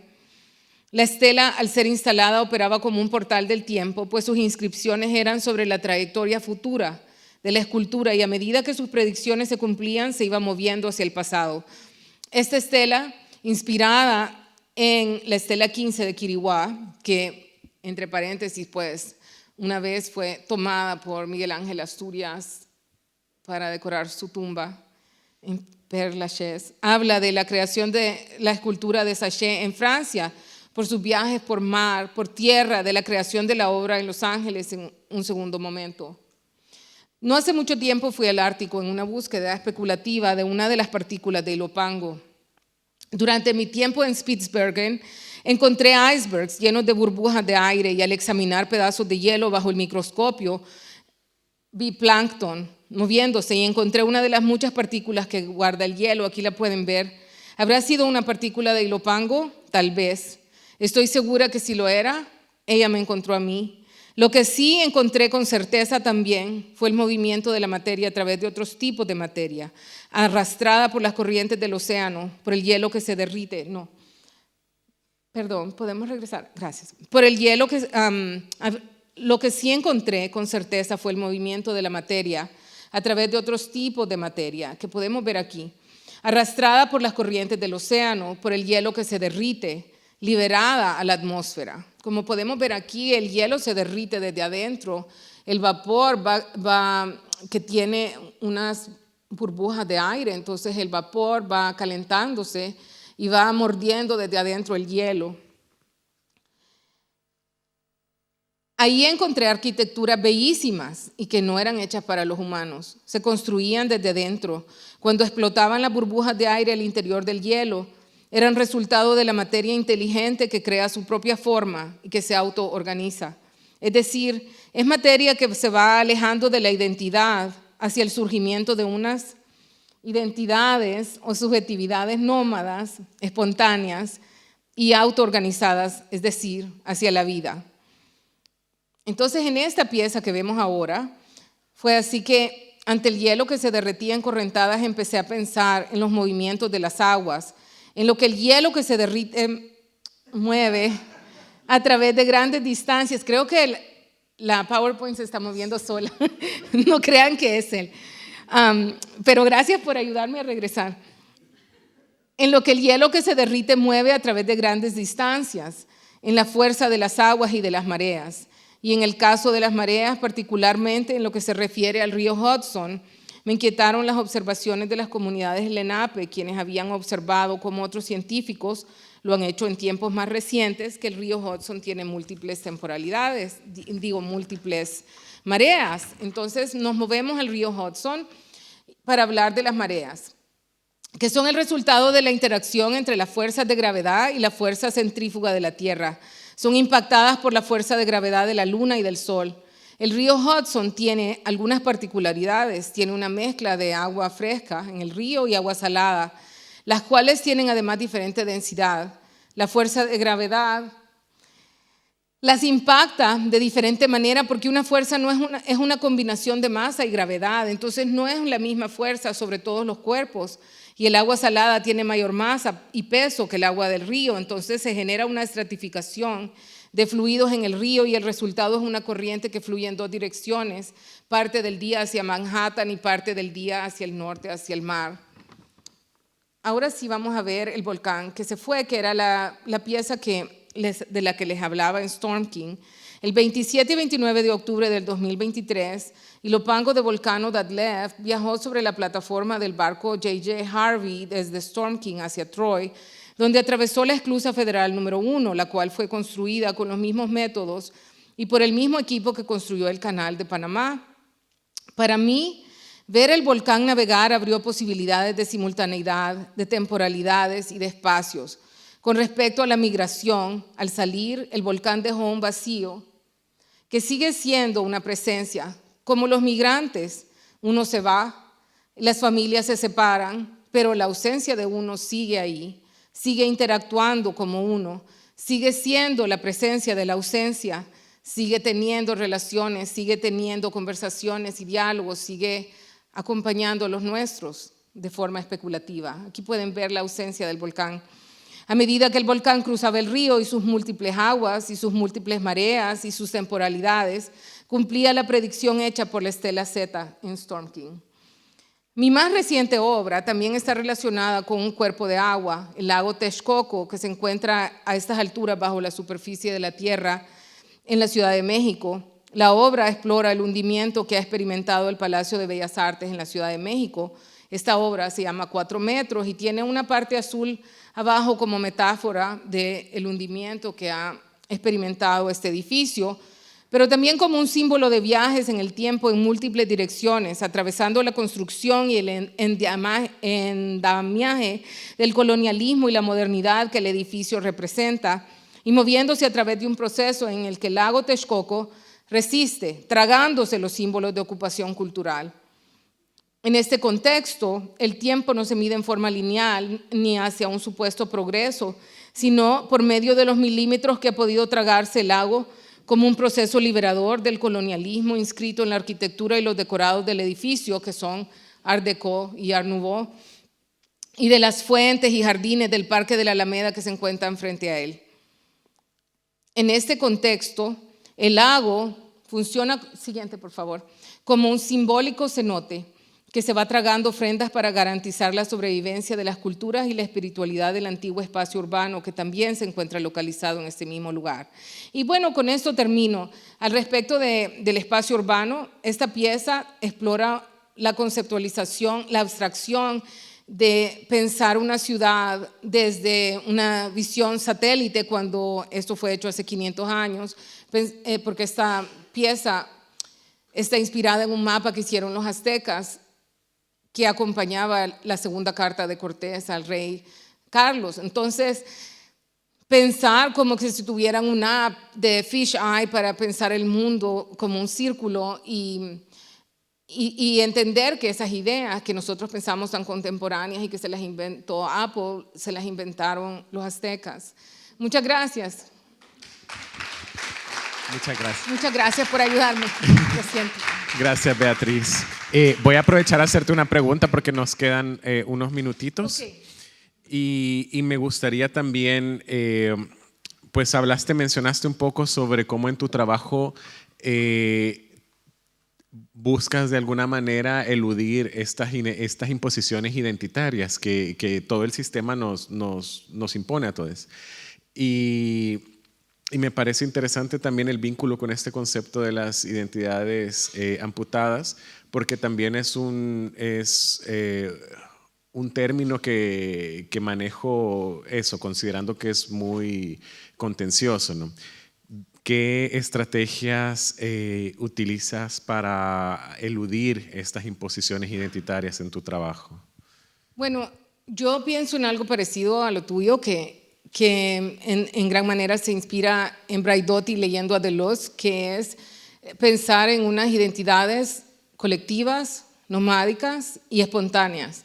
Entonces, para mí es muy importante luchar por la visibilidad de los pueblos indígenas, la visibilidad de los migrantes, la visibilidad de las mujeres, la visibilidad de todos nosotros, pero la visibilidad no para solidificar una identidad, sino para crear identidades que surgen de forma espontánea, colectiva y nomádica. Entonces, ¿cómo pensar esas identidades? Y al decidir, al hacer cada decisión cuando estoy haciendo mi obra, ¿cómo contribuyo a esas identidades que son colectivas, nomádicas y espontáneas y no rígidas? Muchas gracias. Y también pensando en esto, porque dentro de todas estas categorías también podemos pensar el ser migrante como una identidad, pero la migración como tal es algo esencial en tu práctica, y más que una identidad, es algo que te ha atravesado, una experiencia que te ha atravesado. Hablaste mucho ya sobre cómo influencia esto, pero también cómo configura el pensamiento transtemporal. Y también te quería preguntar, viéndolo desde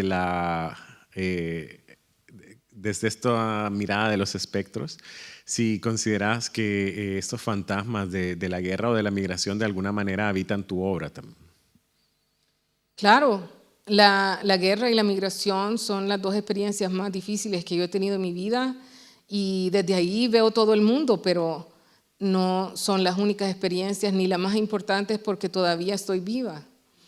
Pero yo lo que quería decir sobre la primera parte de la pregunta sobre las identidades y sobre la migración también es que, pues yo he oído, por ejemplo, a alguna gente decir en El Salvador a veces: los valientes nos quedamos, ¿verdad? Y los cobardes se fueron, pero la noticia es que todos estamos migrando, que no hay manera de no migrar porque todo está en movimiento, y eso es parte de lo que a mí me interesa explorar con mi obra.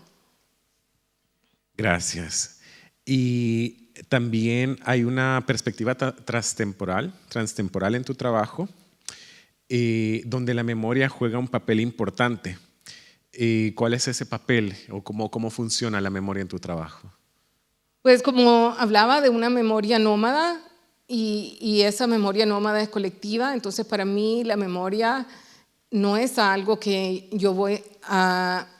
Hay alguien que decía cuando acababa de terminar la guerra, hemos perdido la identidad, hay que recuperarla. Yo no estoy recuperando memoria, sino cada día que nos despertamos y vemos nuestras vidas, creamos la memoria. Lo que pasa es que mientras más trabajo hacemos, más trabajo de archivo, más obras de arte, más herramientas tenemos para crear la memoria todos los días. Entonces hay que crear más herramientas para poder todos los días reimaginarnos una memoria que nos permita sobrevivir, que nos permita saber quiénes somos y hacia dónde no vamos. Pienso que por ahí va la cosa y no como solidificar una memoria y solidificar una identidad. Sí, la memoria en ese sentido funciona en el presente como algo vivo, como algo dinámico y que también puede ser instrumentalizado, ¿no?, según nuestros propios intereses desde el presente. Bueno, Beatriz, te agradezco mucho por tus palabras. También vamos a tener un momentito para poner todos estos comentarios sobre la mesa con las demás invitadas. Gracias, Patricio. Gracias. Gracias a todos por su presencia.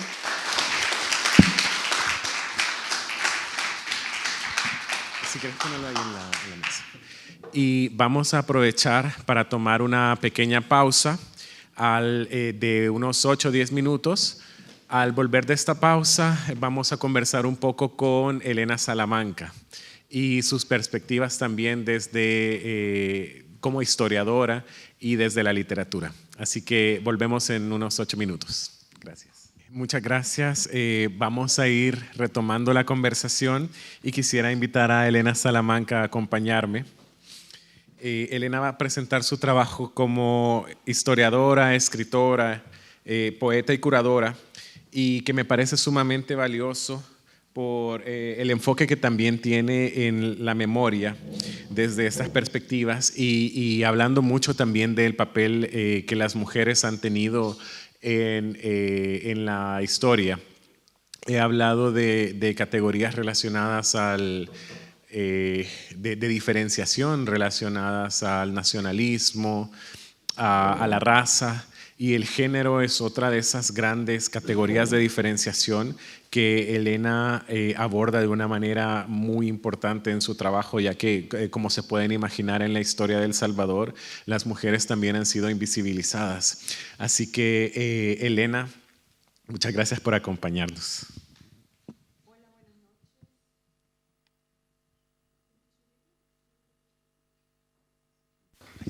Hola, buenas noches. Gracias por venir. Bueno, quiero comenzar yo también agradeciendo al Museo Reina Sofía, al Instituto Cader de Arte Centroamericano y a Patricio por la generosidad de abrir así esta investigación y conversarla. Les quiero advertir que yo soy gritona, entonces no sé si sea necesario usar el micrófono, pero bueno, lo vamos a usar. Yo quisiera pasar yo misma tener un poco más de control. Pues cuando Patricio me invitó a participar, él quería que hablara de mi práctica y de las cosas que hago, pero yo hago muchas cosas al mismo tiempo. Entonces, esta presentación que Patricio me ayudó a organizar, vamos a intentar que el tiempo me acompañe.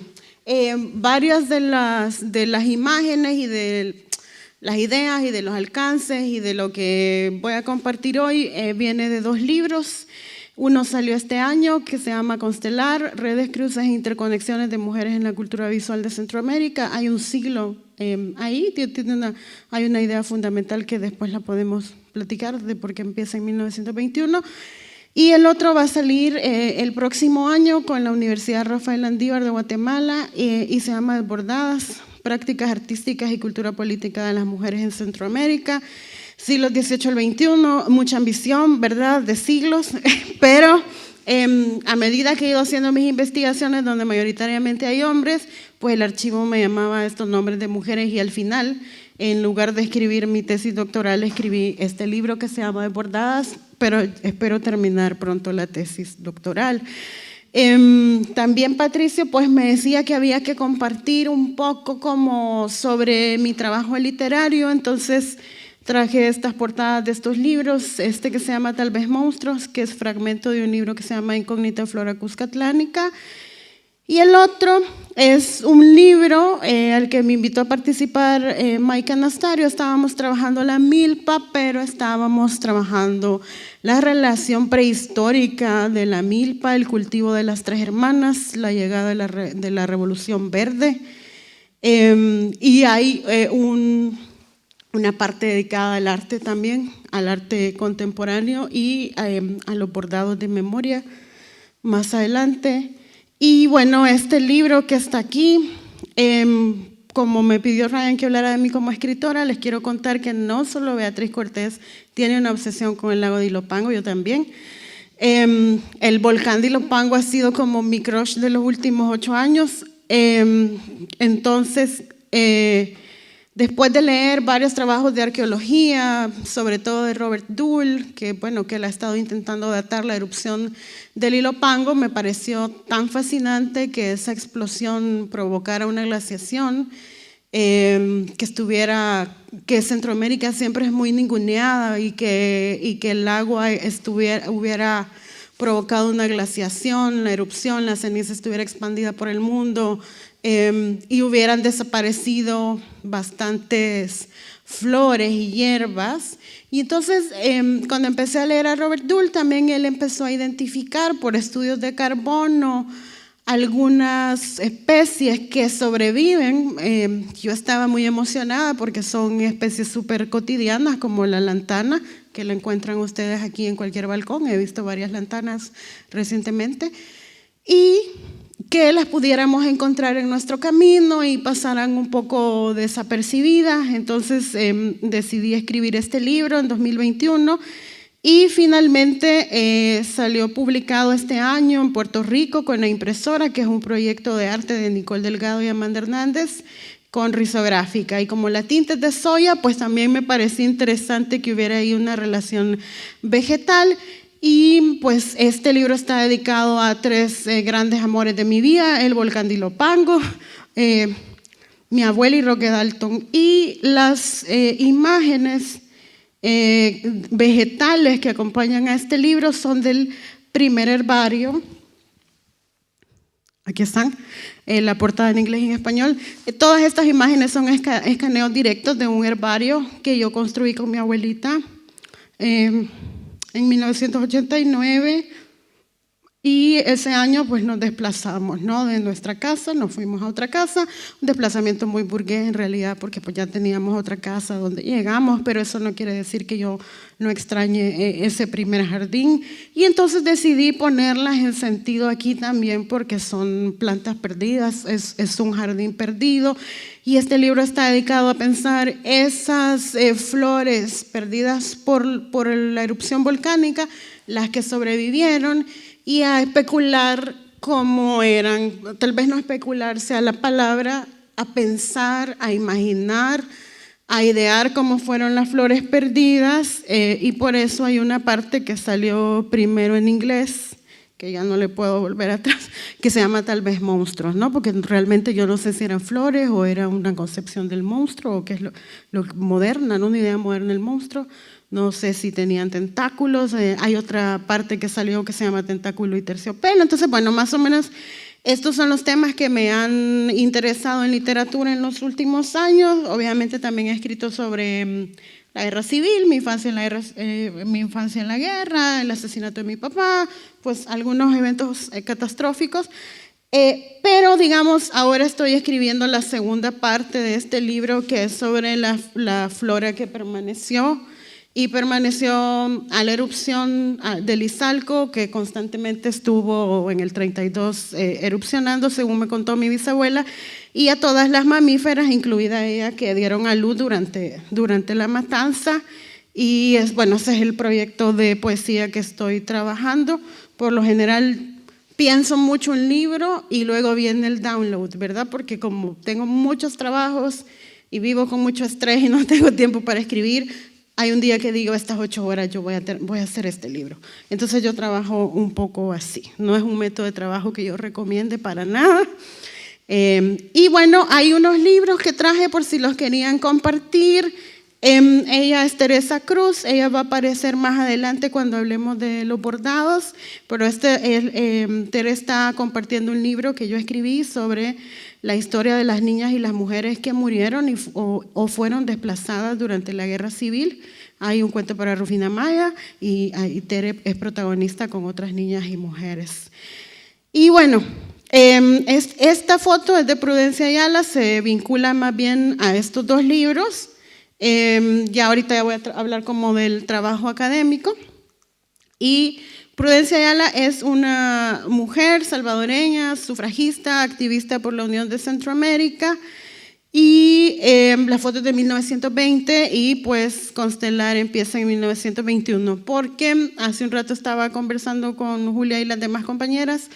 Yo tenía una hipótesis que poco a poco sí se ha podido desarrollar, más que hipótesis era una intuición y una corazonada, y quizás por eso se hizo el milagro y me apareció la fuente histórica que lo confirmó, que yo creo que la lucha por la ciudadanía de las mujeres también tiene una vinculación por la autoría y por la enunciación de sí misma, ¿no? De la identidad de ser escritoras, pintoras, vincularse a lo que ahora conoceríamos como campo cultural, y por eso Prudencia abre este trabajo.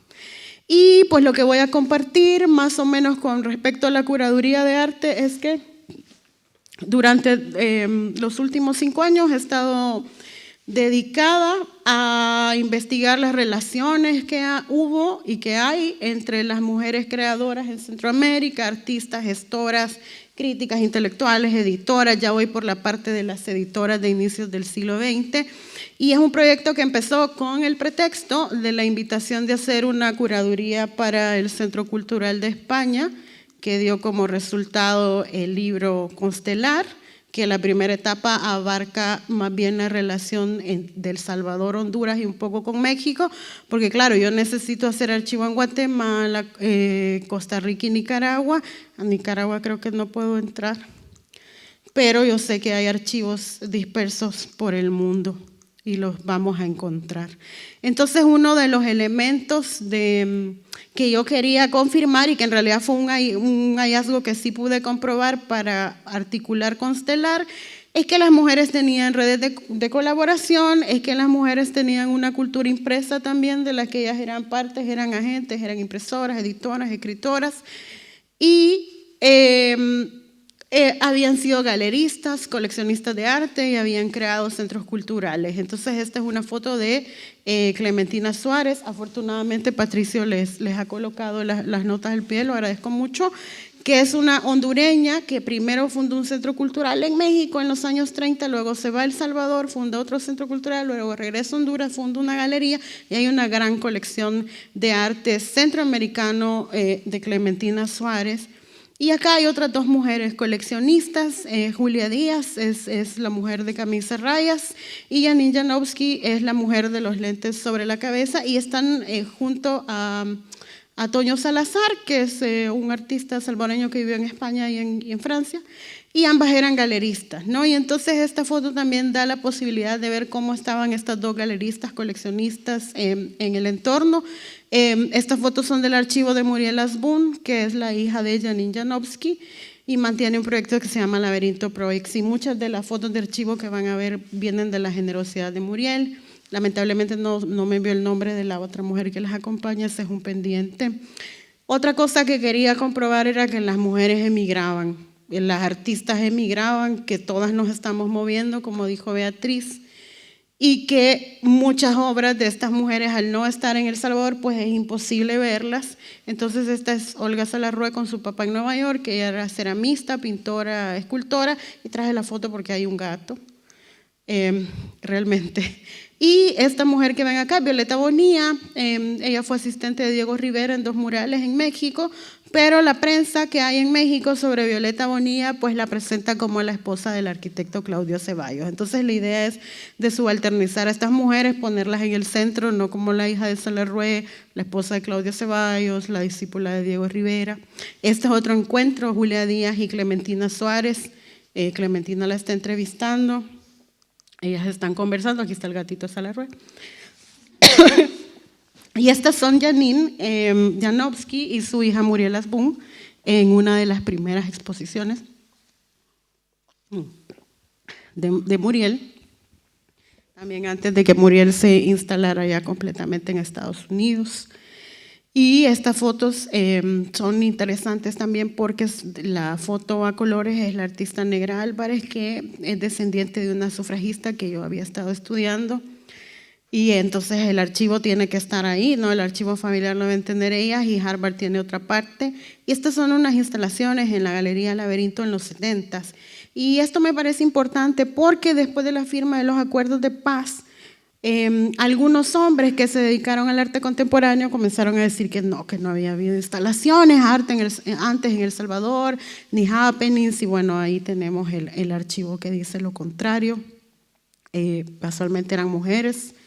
Y esta foto que pueden ver aquí es Clementina Suárez. Esta es la Astenia Araujo, antes de 1936, que es el año en que se fue de El Salvador a Costa Rica. De hecho, esta foto es de un archivo de Costa Rica de María Isabel Guardia. Y este es el trabajo de la Astenia. Es un trabajo antifascista, crítico de las dictaduras militares. Ella había leído a varios pensadores centroamericanos, habla de ellos. Estoy preparando una exposición sobre ella, solo que no tengo dónde exponerla, así que hago el comercial de paso. Y bueno, es muy importante también ver que la Astenia dedicó varios de su trabajo a Sandino, al aniversario del asesinato de Sandino. Y esta es una compañera de repertorio americano que es Emilia Prieto Tubores, una autora, una escritora, artista, maestra, miembro del Partido Comunista costarricense, y ambas publicaban en repertorio americano. Y en una exposición de 2006, unas curadoras de Emilia encontraron dos pruebas de la Astenia en el archivo como si hubieran sido de Emilia, entonces eso también evidencia que hay una relación. Esta la dejamos porque es la portada de mi libro y habla del desborde, ¿no? de cuántas mujeres hay en esa imagen y este interés que yo tengo por la cultura femenina y la cultura material de las mujeres, porque Rosita Mena pintaba con labiales, acuarelas, ahí hay encajes. Y otra parte que he estado trabajando son los bordados de las mujeres y las niñas desplazadas en el refugio en Honduras. Y entonces esto lo comparto porque más o menos son como las ideas. Creo que tuvimos una mejor conversación nosotras antes de esto y ahorita ya estoy un poco desubicada. Pues en la primera curaduría, como había tantos hallazgos, lo que hice fue más bien pensar cómo desarrollar la hipótesis de relación de ciudadanía con autoría, luego decir, bueno, es que no hay solo 3 mujeres como dicen las historiografías, ¿verdad? Que son historiografías de su tiempo, de los 70, de los 80, donde lo que importa son los hombres creadores, y abrir el concepto de arte, más bien en lugar de decir arte visual, cultura visual, para poder incluir todas estas expresiones de las mujeres que yo considero que son prácticas artísticas, que también son prácticas de la cultura política, y que en los años, los tiempos en los que estas mujeres las han practicado, no han sido reconocidas ellas como ciudadanas o como artistas.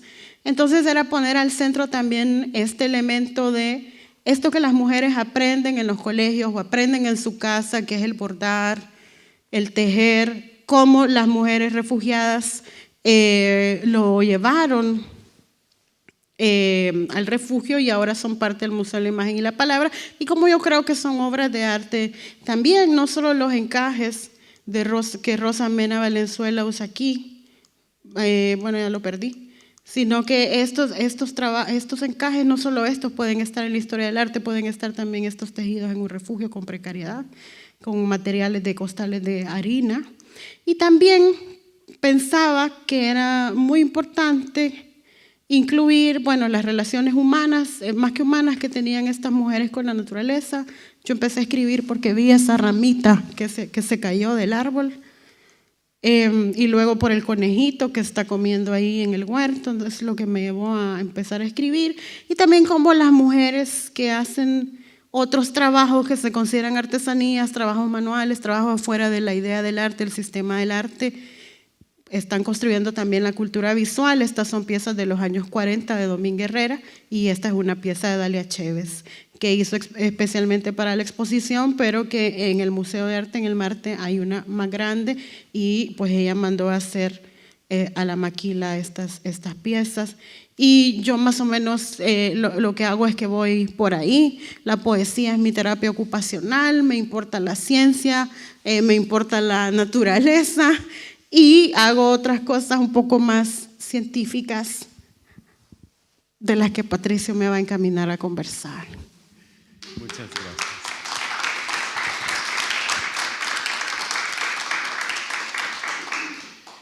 Muchas gracias, Elena. Y pensando un poco también en las conexiones que me están surgiendo en mi mente a través de las ponencias anteriores, estaba pensando en preguntarte tu interés por el pasado de estas mujeres, cómo juega un papel en el presente, cómo el trabajo que estás haciendo, historizando y trayendo a la luz a estas mujeres que existieron y que tuvieron su importancia en otro momento, también lo pueden tener en el presente.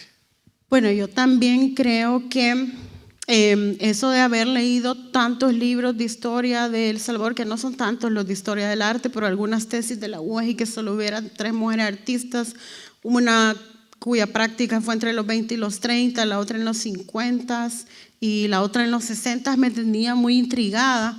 No me parecía posible que esto pudiera ocurrir, y sobre todo yo había estado trabajando con la artista Mayra Barraza la historización de 4 colecciones de arte visual en El Salvador, 2 privadas, 2 públicas, y yo sabía que había más mujeres, ¿no? Entonces también pienso que cuando hablo de estas mujeres hablo de mí, y hablo de mis abuelas, y hablo para las niñas del futuro. Siempre pienso también eso, ¿no? Cuando hago divulgación con literatura infantil, no pienso solo en las niñas del presente, sino en las del futuro, que tengan la posibilidad de leer esos libros.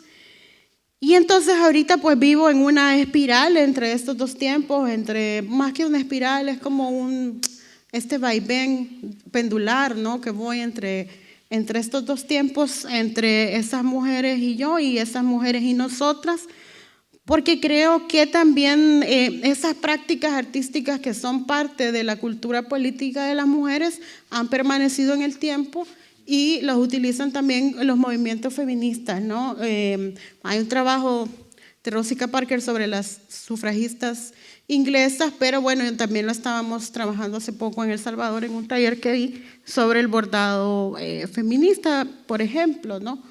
Los usos de los pañuelos, estos símbolos que retornan y que están también, o tal vez no retornan, sino que han permanecido y tienen oleadas de mayor presencia. Gracias.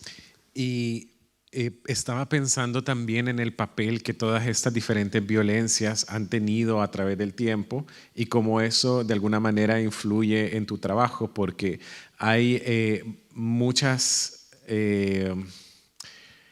momentos en los que abordas este pasado, pero tu trabajo también se sitúa en un periodo que muchos denominan la posguerra, que inicia con los acuerdos de paz.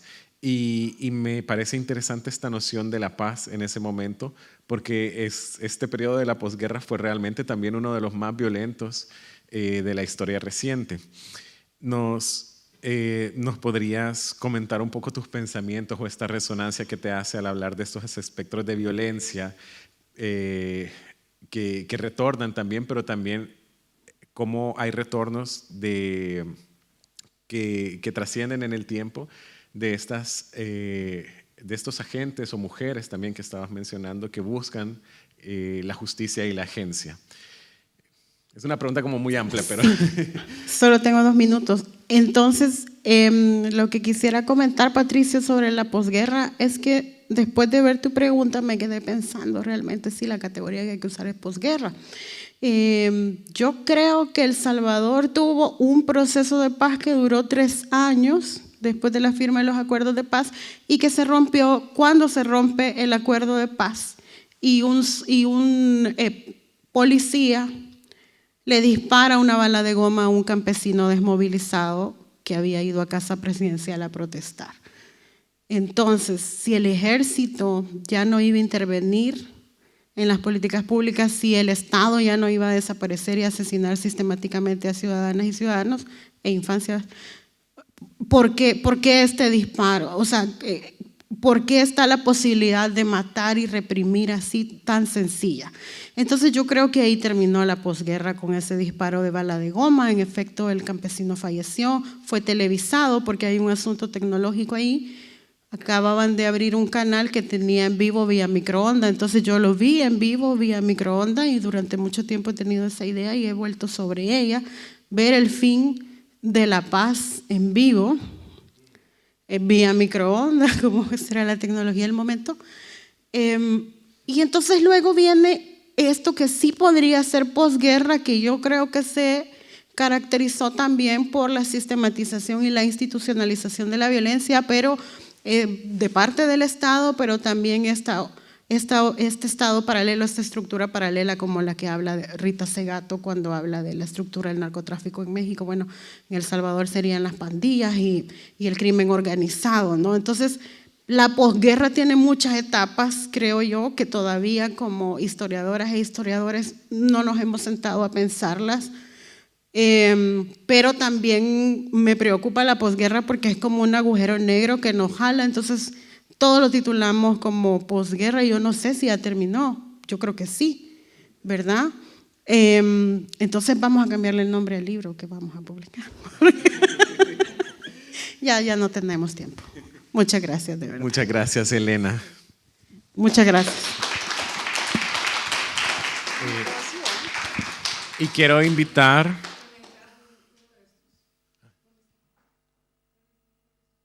Sí, voy a necesitar. Es ese, creo. Ajá, gracias. Y aprovecho para invitar a nuestras otras invitadas, Beatriz Cortés y Olivier Mabrufa, que nos acompañen acá en el escenario para tener una conversación un poco más amplia sobre todos estos temas.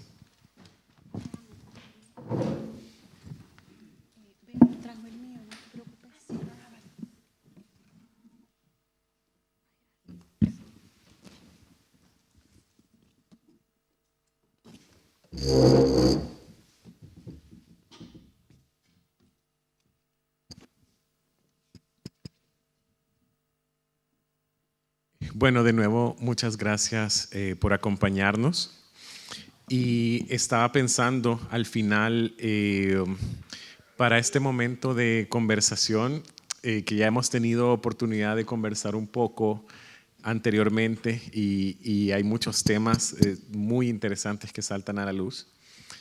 Y lo que me parece interesante también es que entre ustedes hay diversas prácticas, diversos enfoques, diversas posturas políticas también, pero creo que todas vienen desde una misma, desde diferentes formas de pensar y de hacer en relación a un mismo problema, que es que identificamos que las formas de violencia y opresión en el presente vienen del pasado y pensar en cómo enfrentarlas es creo que una urgencia.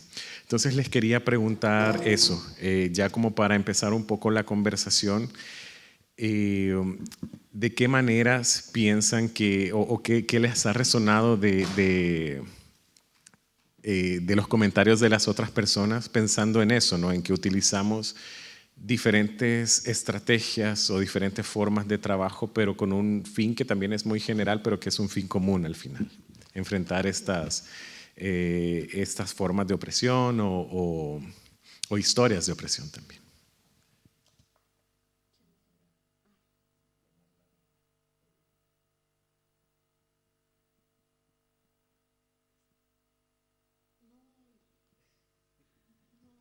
Esa pregunta no es para mí. Gracias. Is it working? Okay.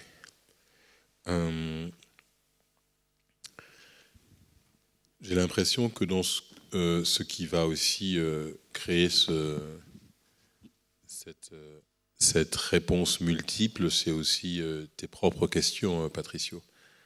C'est aussi, dans nos travaux, tu es à la recherche peut-être d'une manière de sortir de ce cycle de répétition de la violence. Je crois, j'espère qu'on a tous le désir de sortir de ce cycle de répétition. Mais c'est intéressant parce qu'en fait, il y a plusieurs méthodes et aucune méthode ne peut prétendre être la méthode. Je pense que c'est une combinaison de plusieurs manières de faire à plusieurs échelles, des plus modestes ou peut-être plus ambitieuses. Et je pense que dans ta question, ce qu'il y a, c'est se questionner sur où les choses commencent. Ça, c'est une des manières de poser la question. Est-ce que si on trouve l'origine presque historique de la violence, on a trouvé la solution? Ça, c'est une des hypothèses et c'est une des manières de penser. Une autre manière de penser serait de se dire pourquoi la violence est nécessaire. Moi, c'est la manière dont j'aborde, par exemple, la question raciste, qui est souvent, et donc dans l'antiracisme politique, ce mouvement auquel moi je participe, on ne se pose pas tellement une question morale par rapport aux racistes. Savoir où ça commence, ou est-ce que c'est bien ou pas bien, mais pourquoi c'est nécessaire, qui est une question plus aiguë, plus difficile, qui dit pourquoi le système dans lequel on vit a besoin de racisme. Et j'ai l'impression qu'on peut reporter cette question-là à la violence. Plutôt que se dire est-ce que la violence c'est bien ou pas bien, ou quand est-ce que commence la violence, la question c'est pourquoi le système non pas continue à en produire et pourquoi il en a besoin, ce type de système-là en particulier. Et donc il y a vraiment une question d'un élément constitutif. On a parlé à plusieurs reprises de matière, tu vois, de matérialité. Je pense qu'on est tous passés par la notion de revenir à une forme de matérialité. Et moi, je pense que la violence est une matière du système global dans lequel on vit. Et donc, c'est pas quelque chose c'est quelque chose qui est dur à identifier parce qu'il y a une nécessité de cette violence-là et qu'on peut, je crois, pas résoudre uniquement avec des positions morales. C'est d'ailleurs le problème qui se passe aujourd'hui pour le camp de l'émancipation en face du fascisme global. C'est la réponse qui est donnée par ce camp de l'émancipation, on pourrait dire la gauche, mais on peut être plus large que ça, c'est de dire nous sommes les bonnes personnes et vous êtes les mauvaises personnes. Mais ça, en fait, ça n'offre aucune solution pour sortir de la violence. Parce que là, on rentre dans une posture morale. Qui nous dit que nous sommes les bonnes personnes et qui nous dit que nous n'avons pas, nous aussi, besoin d'une certaine mesure, d'un certain niveau de violence pour maintenir des privilèges. Bueno, yo puedo intentar una respuesta. Yo pienso que de alguna manera, por ejemplo, un poco lo que hacía Elena bueno, voy a saltarme todos los demás contextos donde todo el mundo habla de los hombres y solo voy a hablar de las mujeres. Es una manera de hacerlo. En otras palabras, es como la historia de Frankenstein. Tenemos que parar un ciclo de violencia y la única manera de parar ese ciclo de violencia es ya no desear ser el sujeto de Occidente y de la modernidad y del liberalismo y de la ilustración.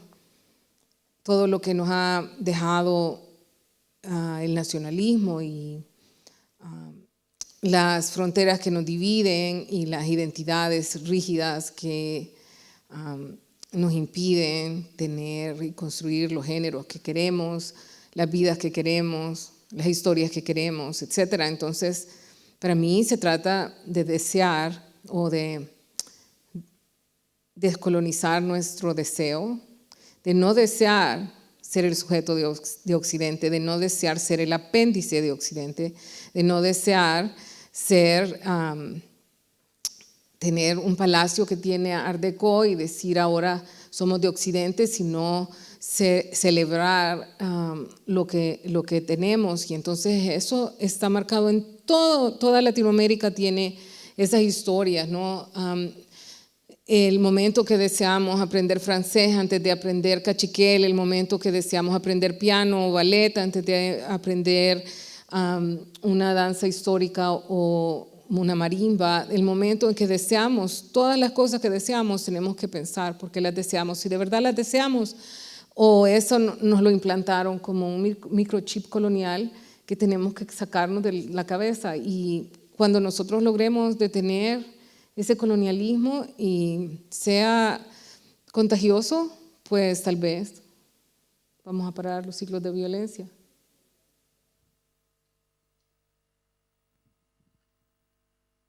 Bueno, yo la pregunta que tengo para mí y para nosotros, pues, pero creo que también yo la debería de pensar, es ¿por qué insistimos en que las narrativas de la historia centroamericana sean narrativas sobre la violencia?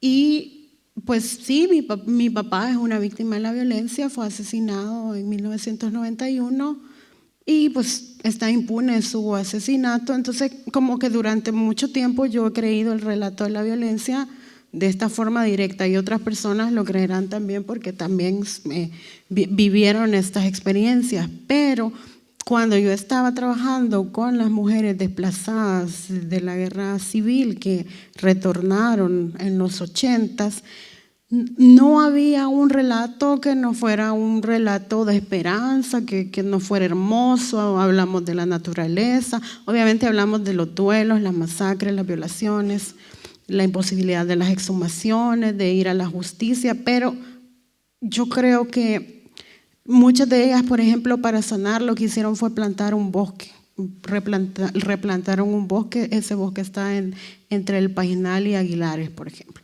Entonces, como que otras respuestas, que eso no lo vamos a resolver aquí, porque además esta conversación se llama Fantasmas de lo Irresuelto, lo cual me parece muy bien, porque no creo que lo vayamos a resolver ahora y habrá algunas pistas, ¿verdad? Pues no sé.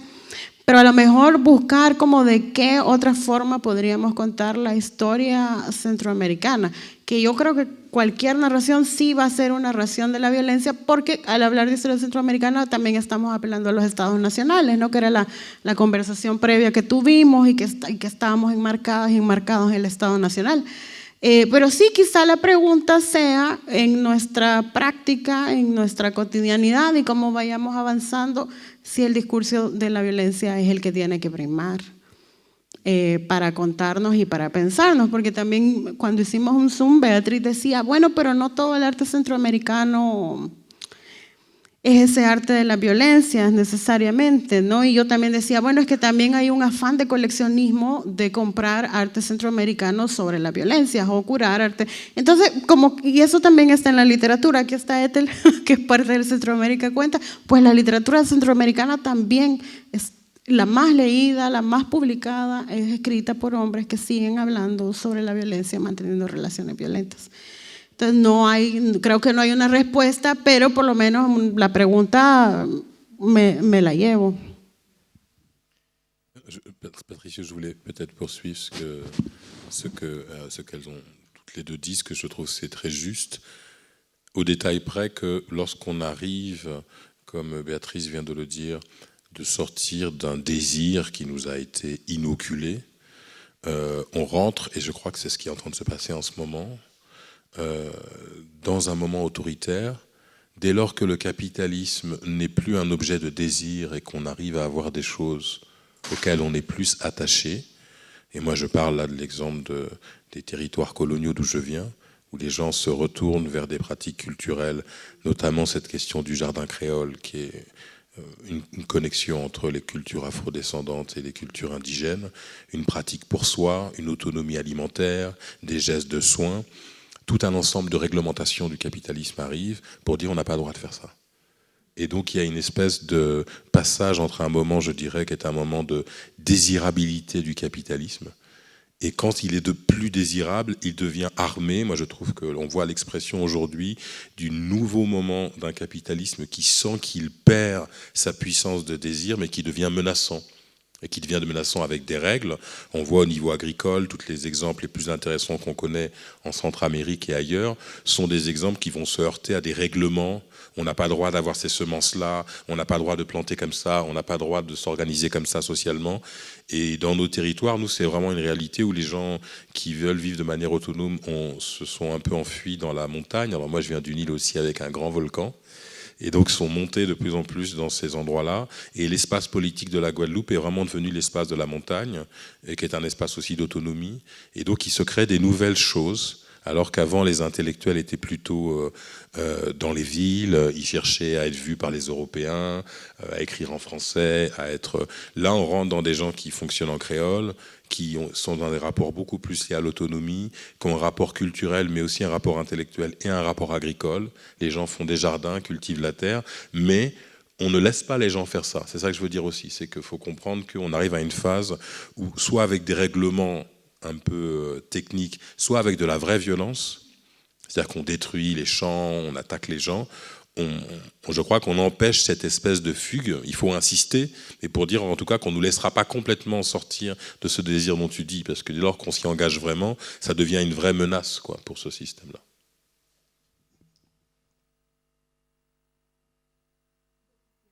Yo quisiera añadir que estoy de acuerdo y por eso me parece muy importante lo que decías y por eso pienso dos cosas. Uno es que uno nunca puede ser nómada, pero puede tratar, y las identidades colectivas espontáneas son formas de organizarnos que el Estado no puede predecir y, como diríamos en español, cuadricular. Entonces, ser nómada, no estar definido, tener unas identidades oscuras no definidas, móviles y maleables, es una manera de tratar de navegar este momento de persecución que se ha desatado a nivel mundial. Ay, yo quisiera decir algo sobre la violencia porque yo también me contesté en mi mente. Bueno, tal vez no es una respuesta, pero me pongo a pensar en el trabajo de Lastenia Araujo y Emilia Prieto en el 36.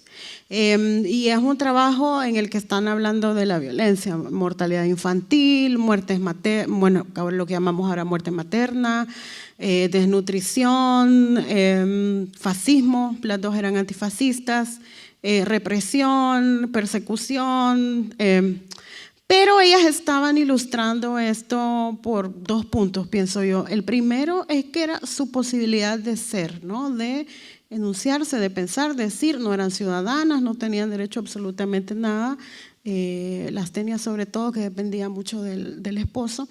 Y la otra cosa es que esa violencia que ellas estaban ilustrando era porque estaban pensando unos mundos mejores, ¿no? Unas posibilidades, ¿verdad? Donde pues ya no hubiera mortalidad materno-infantil. Emilia Prieto y Carmen Lira pues también eran maestras, entonces la posibilidad de la educación, sobre todo para las niñas en las zonas rurales. Lastenia también hablaba mucho de la represión de la iglesia hacia las personas socialistas, comunistas.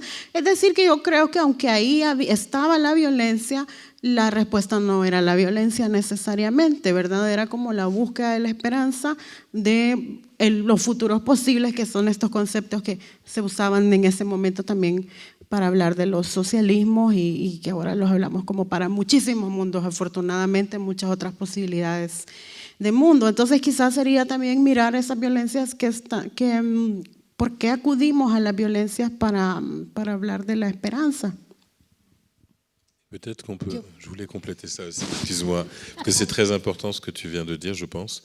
Dans mon dernier livre, qui est une pièce de théâtre, qui s'appelle La nuit juste avant le feu, et qui discute aussi de comment on transfère des idées, on partage des idées avec un public plus large. C'est une courte pièce qui est un monologue. Donc c'est pas comme un livre théorique, c'est vraiment un texte que beaucoup de gens ont lu et qu'on a lu aussi collectivement à beaucoup d'endroits. Je défendais l'idée en fait que la machette chez nous n'est pas un outil de violence, c'est un outil de construction du monde. Et en fait, ça, c'est un travail épistémologique, de dire l'État colonial qualifie cet outil qui sert au quotidien dans la vie caribéenne et dans toute la région, à couper, à construire, à fabriquer, et nous-mêmes on s'est laissé enfermer dans une épistémologie de la violence, la machette comme une arme de violence. Et donc là, il y a un combat aussi pour qualifier ces propres pratiques, et dans ce livre, j'essaye de... Voilà, le personnage, en fait, dans l'histoire, dit « Ne laisse pas les gens dire que la machette est un objet de violence, la machette est un objet pour construire notre monde. » Et je répète ça. Et je crois que c'est un enjeu très important dans cette question de la violence qui redit ce que vous avez dit. Peut-être que dans les luttes qu'on a voulu mener pour la vie, des luttes pour la vie, quoi, des luttes pour une vie meilleure, on s'est parfois nous-mêmes laissé enfermer dans l'idée qu'on avait des actes violents alors que c'était des actes pour la vie. Et je crois que pour rejoindre une perspective féministe, je crois que l'une des choses dont on doit se débarrasser pour réussir une émancipation hors de la violence, c'est la question de l'héroïsme, qui est vraiment un piège occidental. On a raconté nous-mêmes nos histoires dans des formes héroïques, et ces formes héroïques, finalement, c'est un piège. Parce que pour moi, l'évitement, la fuite, la femme qui cache une graine, la femme esclave qui va porter une plante, quelqu'un, toutes ces techniques de vie sont des techniques de vie meilleure et de lutte, alors qu'on a retenu les grands noms, souvent des hommes, et on a retenu la violence comme outil d'émancipation, alors que la ruse, la fuite, la mobilité, la solidarité ont été des vrais outils de lutte. Et donc c'est à nous aussi, au niveau du vocabulaire, de renouveler le vocabulaire pour parler de nos luttes, peut-être en enlevant tout ce qui peut évoquer de la violence, pour éviter de ce face-à-face dont Béatrice parlait, avec l'idée occidentale que si on est reconnu, on va reconnaître nos héros. Mais ces héros-là sont que des héros violents, parce que l'Occident veut nous embarquer dans l'histoire de la violence. Et pour l'instant, en sortir, c'est aussi sortir, je crois, de l'héroïsme. Yo quería añadir algo muy breve, pero parecido a lo que decía Olivier sobre la violencia, solamente que sobre el futuro, aunque no es verdad, y estaré mintiendo si lo digo, pero lo diré. Hace un año más o menos yo escribí un texto renunciando al futuro. No renunciaba al futuro porque quería renunciar al futuro, porque de hecho pienso que construir el futuro, imaginarnos el futuro de esta manera es una de las cosas más poderosas que podemos hacer, sino renunciaba al futuro porque reproducía una linealidad de las temporalidades que es colonial y darwiniana, y no quería hacer eso. Entonces quería imaginar el futuro, pero como una multiplicidad, como una simultaneidad, como un multiverso, pero ya no quería imaginar el futuro de forma que cuando las personas me escucharan, pensaran futuro y pensaran lineal y pensaran en Darwin y pensaran que los pueblos indígenas pertenecen al pasado y que el futuro le pertenece a alguien más. Pero ahí lo dejo. Muchas gracias. También son preguntas que yo me hago, o sea, creo que estamos en un punto también donde estamos compartiendo muchos cuestionamientos más que respuestas específicas que tengamos sobre todos estos temas. Y me venían a la mente también otras preguntas que me surgen ya hablando de manera más global también del por qué estamos acá y de cómo funcionan todas estas narrativas en diferentes localidades. Porque también creo que son preguntas que nos hacemos junto con el equipo del museo, ¿no? Siendo El Salvador o Centroamérica un lugar tan pequeño y existiendo, siendo una verdad, ¿no? Estas lecturas que se hacen sobre la violencia o esta como especie de voyeurismo que el mercado también y las instituciones tienen sobre la violencia. Esa exotización, cómo nos posicionamos ahí también. Y recuerdo las palabras de la curadora Maya Huracán, que en una conversación que tuvimos, ella menciona mucho sobre que el arte no va a cambiar al mundo, pero sirve como herramienta para cambiar las narrativas. Entonces, con todo eso en mente, también les quería preguntar por qué han decidido el arte también como uno de sus recursos para trabajar estos temas que atraviesan todas las esferas de nuestras vidas. Bueno, yo puedo decir brevemente que yo no creo tener otra opción. Yo tengo que hacer arte para poder sentir que tengo los pies sobre la tierra y estoy calmada. Y yo estaba en la escuela de arte cuando emigré y por algún tiempo ya no pude volver a la escuela y ya no pude seguir estudiando arte y me tardé casi 20 años en volver. Pero nunca dejé de hacer arte, simplemente no pude regresar a la universidad porque la migración fue súper intensa y no me permitió regresar hasta entonces, y además tenía problemas para poder verbalizar lo que había significado vivir la guerra y sobrevivirla, y también la migración. Pero para mí ya nada de lo que hago no es arte. Entonces sigo escribiendo ensayos y sigo escribiendo textos y sigo pensando cómo hacer un film y cómo hacer una escultura y cómo hacer una serie de escenas en una casa como una forma de construir futuros. Una casa en los Hollywood Hills donde me dieron asilo temporal porque se quemó mi casa ahora en los incendios de Los Ángeles.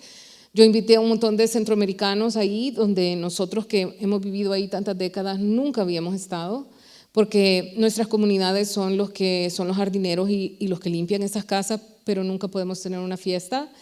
Y me dediqué por mucho tiempo, varios meses, a hacer paellas, a hacer sopa de frijoles, a hacer pasteles, a hacer flanes, a comprar mucho alcohol, a tirar unas fiestas para cada uno de los grupos que llegaron y a vivir en el futuro, porque esa era una manera de tener una máquina del tiempo. Entonces, para mí no hay nada que yo haga que no sea arte, y eso me hace feliz.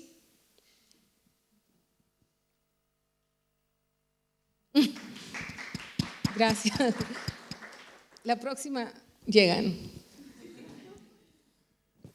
Oui, je pense comme Béatrice qu'au départ, on fait de l'art parce qu'on essaie de construire un monde vivable pour soi. Moi, je viens d'une double diaspora, c'est-à-dire à la fois de gens qui ont été arrachés du continent africain et puis qui sont partis après en Europe pour survivre. Donc l'exil caraïbéen en Europe est un double exil.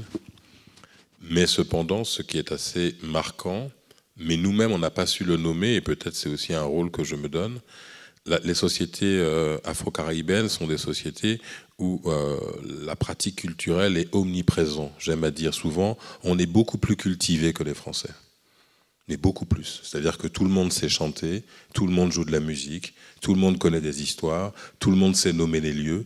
En fait, tout ce qui produit le fascisme en France, c'est-à-dire le déracinement, la méconnaissance de l'endroit où on est, l'impossibilité de connaître les traditions, ne connaître aucune danse, toutes ces choses-là où il y a un discours de l'extrême droite française sur la tradition. Moi, je dis l'inverse, en fait.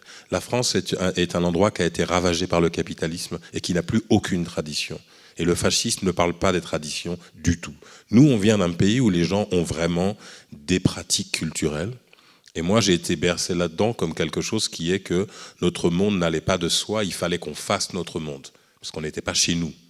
Il fallait toujours qu'on produise notre monde. Donc notre monde, c'était à la maison, mais quand on sortait, c'était l'école française. À la maison, on parlait créole, dehors, il fallait parler français. Donc tout était différent, mais nous, on avait un monde. C'est-à-dire que le samedi, les Guadeloupéens, comme les Martiniquais, nous, à la maison, on apprenait à danser avec les tantes, tout ça, on se mettait à deux, on apprenait des danses du pays. Et donc on jouait de la musique, on chantait, et en plus de ça, le fait de vouloir essayer de trouver notre place dans la société fait qu'on a dû aussi beaucoup s'éduquer à ce que c'était que la France. Et moi, j'avais une carte de France chez moi. La plupart des Français, ils n'ont jamais eu de carte de France. Moi, je connais tous les fleuves, toutes les villes. J'ai tout appris par cœur parce qu'on était obligés. Et donc, quelque part, la question de la culture, c'est-à-dire la question d'être lié à un endroit, même en exil, de toujours comprendre qu'il faut créer ce qu'on appelle des attachements, pour moi, ça a été, le fait que j'étais déjà dans la culture avant de faire de l'art. Et j'ai eu du mal avec l'art contemporain parce que je ne comprenais pas très bien cette manière de faire de l'art. J'avais l'impression que c'était un truc, soit on le faisait un peu tout le temps et ça mélangeait toutes les formes, et très souvent, et encore aujourd'hui, encore hier, dans un entretien que j'ai donné, les gens me disent « Mais comment vous pouvez expliquer que vous avez des activités aussi diverses ?» Et moi, c'est l'inverse. Comment vous pouvez expliquer que vous avez accepté à tel point la séparation en disciplines? La culture, c'est toujours tout en même temps. On fait des images en même temps qu'on fait de la musique. On fait de la danse en même temps. La séparation en disciplines est beaucoup moins naturelle que de pratiquer un peu tout, quoi. Et donc, moi, ce rapport culturel à l'art m'est resté, et j'ai toujours essayé de garder cette chose-là qui était une manière de vivre et de trouver sa place où qu'on se trouve. Et comme on a des populations en Amérique centrale qui sont extrêmement dispersées tout le temps, c'est trouver sa manière de vivre où on est, c'est-à-dire à l'endroit où on se trouve. Et donc c'est la question de créer, moi ce que j'appelle des attachements, et ça c'est une pensée indigène très importante, la culture comme rapport de réciprocité avec l'endroit où on est. C'est-à-dire ce que je prends et ce que je donne. L'Occident, l'art, c'est quelque chose qui ne fait que prendre, mais qui ne donne rien, et donc qui assèche les notions. C'est pour ça que la question de la violence, comme la vision folklorique de la Caraïbe, c'est non seulement un truc négatif, mais en fait, ça vide les choses de sens, parce qu'en extrayant de l'art de cette manière-là, tu ne mets rien à la place. Et dans une culture caribéenne, comme dans les cultures indigènes ou afrodescendantes, la culture est un truc circulaire. Je reçois et je fais quelque chose pour l'endroit où je me trouve, en permanence. Et moi, c'est ça que je reste attaché à ça, à l'idée que faire quelque chose, c'est faire quelque chose à l'endroit où on est, et recevoir en retour quelque chose, mais pas prendre. Et ça, moi, le sentiment que j'ai eu avec l'art contemporain, c'est que c'était une machine d'extraction. On prenait des identités, on prenait des cultures, mais qu'est-ce que tu donnes en fait aux gens? Et donc ça, moi, effectivement, la notion d'entretenir une culture a été quelque chose qui m'a beaucoup travaillé et beaucoup troublé dans mon parcours en Europe, parce que je trouvais que, et c'est le cas aujourd'hui, que les cultures européennes elles-mêmes ne s'entretenaient pas.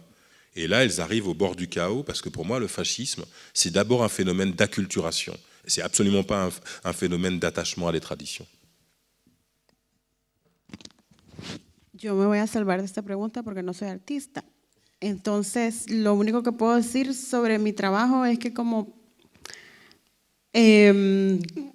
quiero tener como esperanzas en la vida, entonces yo voy al archivo, voy a la galería, voy a entrevistar personas, a hablar con la gente, voy al territorio, con la emoción de pensar que voy a encontrar una novedad maravillosa que me haga como sentir feliz y vivir ese día. Posiblemente va a ser una nota al pie o posiblemente ni lo escriba.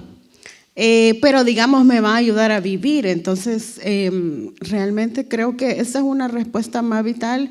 Y claro, yo tengo una obsesión un poco con los archivos que la quiero dejar también, pero digamos que a mí el pasado me da mucha esperanza también. Muchas gracias. Y ya estamos cerca de finalizar, entonces vamos a abrir el espacio para preguntas del público. Tenemos tiempo para 1 o 2 preguntas muy breves de parte del público. Si alguien quiere preguntar algo, puede levantar la mano.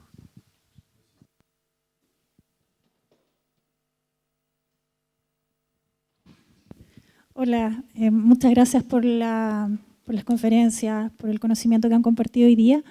Me gustaría hacer 2 preguntas bien breves. La primera para Beatriz, acerca de si pudieras profundizar un poco esta noción que tú señalas de la memoria no humana. Yo trabajo la memoria desde una categoría ética y política, muy relacionada con la memoria de las personas, la memoria colectiva. Pero tú nos planteas una aproximación distinta, que la encuentro muy profunda, muy sensible. Si pudieras profundizar, ¿qué es esa memoria no humana? ¿Cómo funciona? Y para Patricio, si pudieras comentar un poco qué es lo que es espantar la historia y cómo se hace eso. Gracias.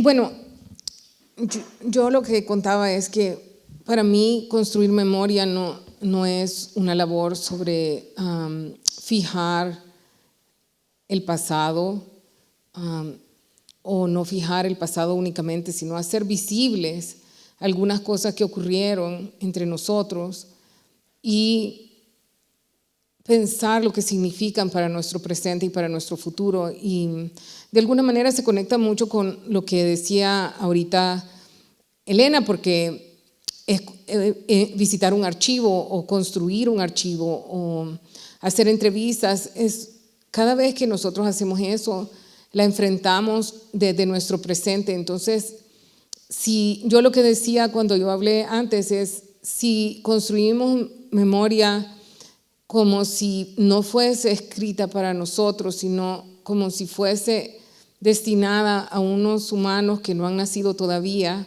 cada vez que la abordamos, haríamos el trabajo de pensar qué significa y nunca la fijaríamos.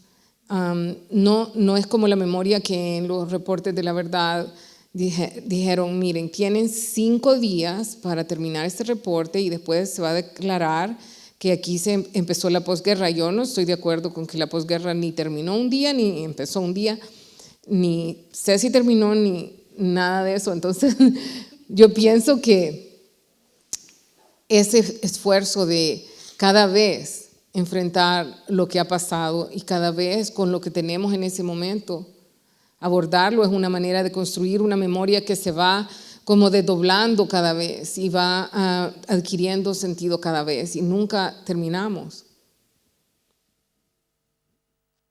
Y bueno, con tu otra pregunta, ese título realmente hace referencia a más preguntas que me he hecho yo durante este proceso de investigación, que parten de los espantos, que son sinónimos de los espectros o los fantasmas y en el lenguaje coloquial de El Salvador, pero esta noción que se agrega a el asediar algo que se relaciona al espanto me genera muchas preguntas, porque espantar también tiene este significado de ahuyentar, ¿no? Y me pregunta qué es lo que ahuyentamos y lo relaciono mucho con esta ambigüedad moral que existe también contra lo espectral o aquello de otros mundos, de otros planos que existe en la forma de ver el mundo también muy cotidiana de El Salvador, ¿no? O de la región realmente, porque se contrapone también a la forma de entender lo espectral desde el cristianismo, desde el catolicismo, que marca un binario de bien y mal. Entonces, cómo estos fantasmas pueden ser beneficiosos o perjudiciales también y en todo un espectro ahí.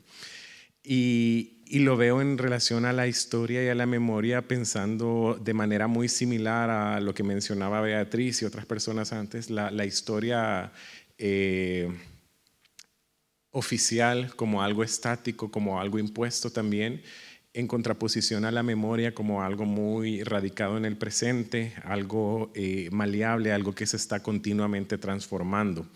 Entonces, está esta otra noción de los espantos, de que te ahuyentan porque horrorizan. Entonces, ¿qué es eso que nos horroriza? Me lo planteo más como pregunta. ¿Y dónde está en relación a todas estas dinámicas de violencia?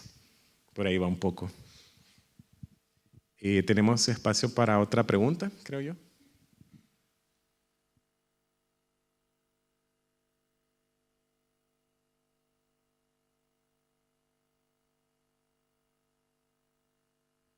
Bueno, si no hay otra pregunta, no sé si alguna de las invitadas tiene algún comentario final para cerrar esta reunión que ha sido, la verdad, muy, muy agradable, me ha dejado pensando demasiadas cosas. Si tienen algún comentario. Bueno, a mí me gustaría hacer una pregunta a Elena, que es una pregunta bien difícil y no creo que la podemos resolver hoy, pero tiene que ver con que yo siento un conflicto entre cómo el Estado y las leyes, el Estado moderno, bueno, los pasaportes de hoy día están en contra de la cultura trans, por ejemplo, o están en contra de la idea de que nosotros tenemos el derecho de definir el género y piensan que uno tiene derecho por ley de tener documentos solamente si tienen un género definido, ¿no?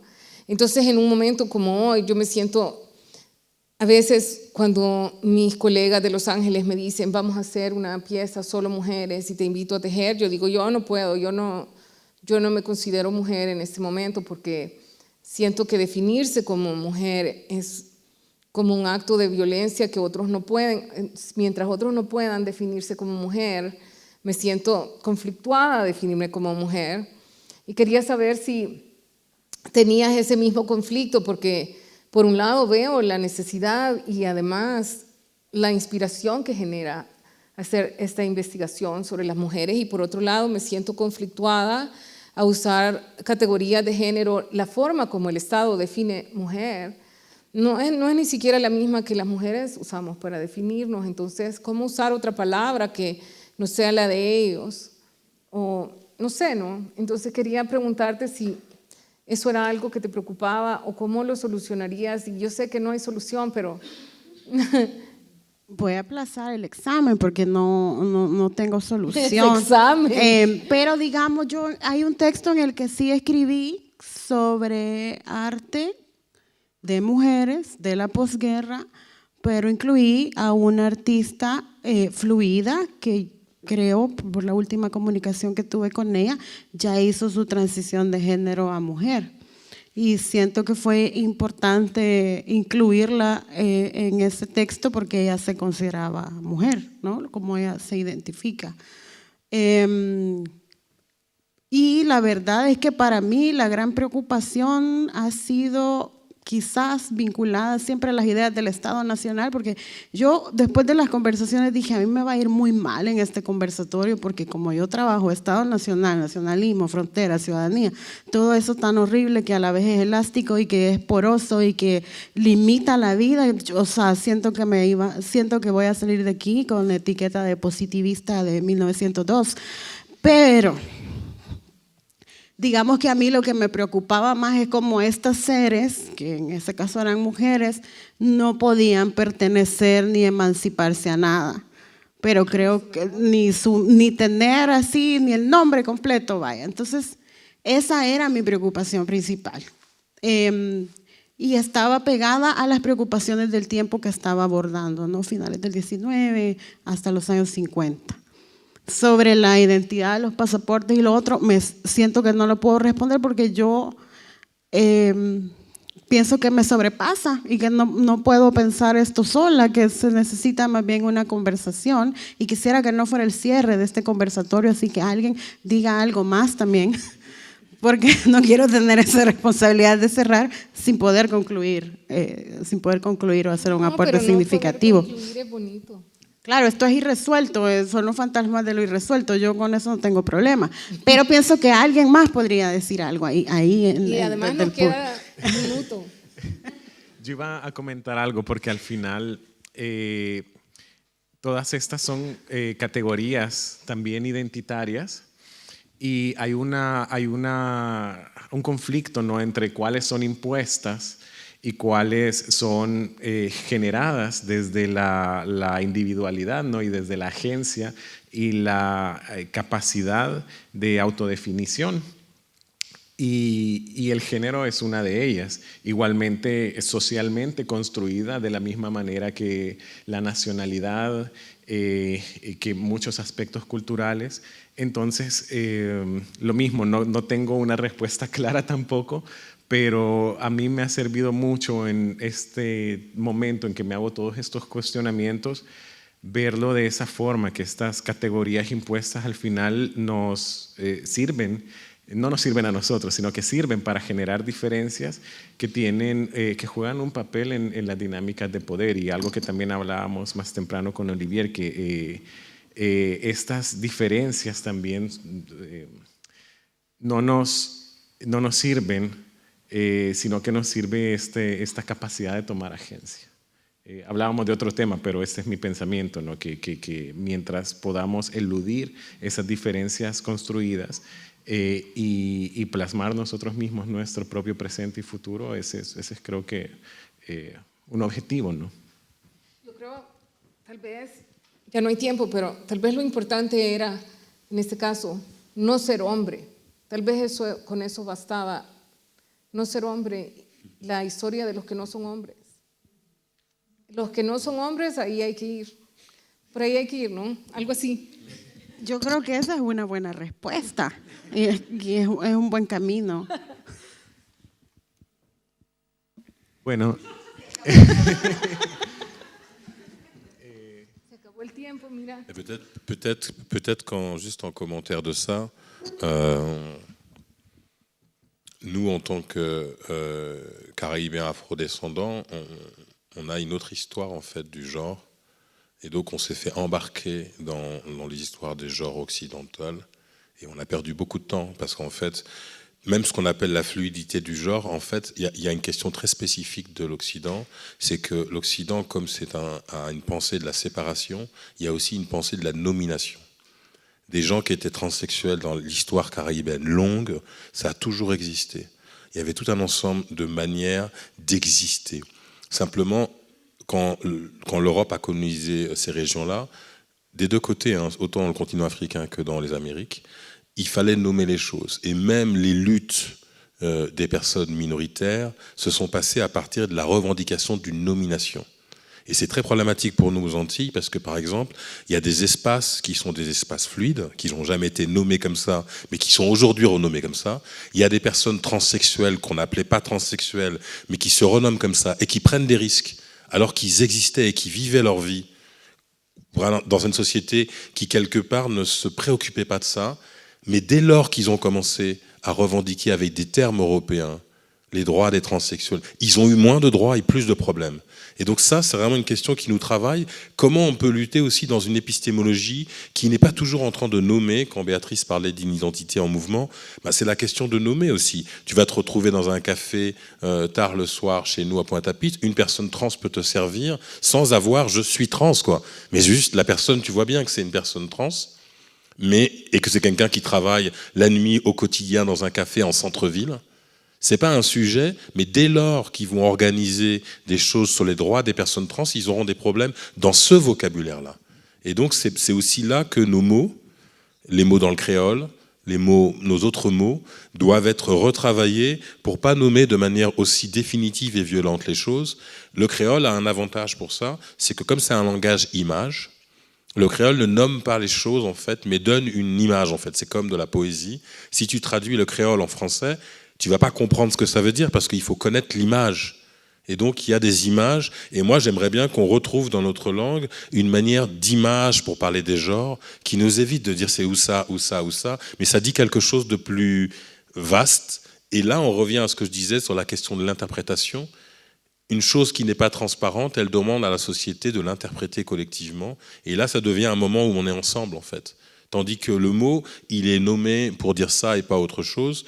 Les gens dans la vie, c'est pas nous la question même de la masculinité dans des sociétés post-esclavagistes. Il faut comprendre ce que ça veut dire d'être défini comme homme dans une société où ce que tu as été avant, c'était un objet. Comment on passe du statut d'objet non humain à homme ? Et comment on crée un patriarcat à partir de gens qui étaient des objets non humains ? Il y a une espèce de double violence. On te projette dans le monde des objets non humains et on te ramène dans le monde avec le patriarcat. Dans les deux cas, en fait, c'est des catégories qui ne disent pas la vie qu'on a envie d'avoir en tant qu'homme caribéen. On subit les deux catégories, en fait. Et donc, moi, je préférerais justement qu'on s'échappe avec une poétique, et c'est le rôle des artistes, des poètes, des auteurs, auteurices, de raconter des autres manières de dire et de faire qui puissent être... Et ça existe, hein. Aujourd'hui, je trouve que notre littérature s'est élargie en termes de genre et de pratiques fluides et complexes. Nos manières de raconter se sont complexifiées en tenant compte des non-humains. Et ça, c'est une manière de nous sortir de... Voilà, moi j'étais à des rencontres où on parle du patriarcat antillais. Tu sais pas quoi dire, quoi. Tu te dis, mais c'est tellement un truc qui est tellement une violence qui vaut pas mieux que la violence d'avant, en fait. Donc nous, les deux possibilités de vie, c'est soit t'es pas un humain, si t'es un humain, t'es dans le patriarcat, quoi. Tu dis, ok, super intéressant.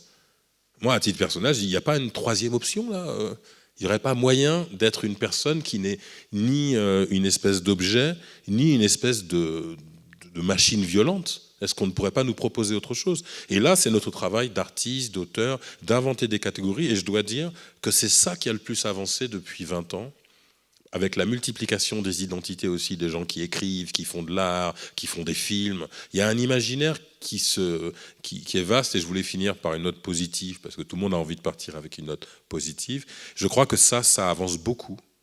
Il y a beaucoup de jeunes gens qui s'investissent dans le fait de créer un autre imaginaire parce qu'ils en ont besoin pour vivre. et qui ne veulent plus des catégories qu'on leur a imposées, quoi. Donc ça, c'est l'espoir. Bueno, les quiero agradecer a Olivier, a Beatriz y a Elena por acompañarnos en esta noche y también a todas las personas que nos acompañaron tanto presencialmente como por Zoom. Así que muchas gracias, la verdad ha sido un honor poder escuchar todas sus ideas. Gracias y buenas noches. Buenas noches, gracias.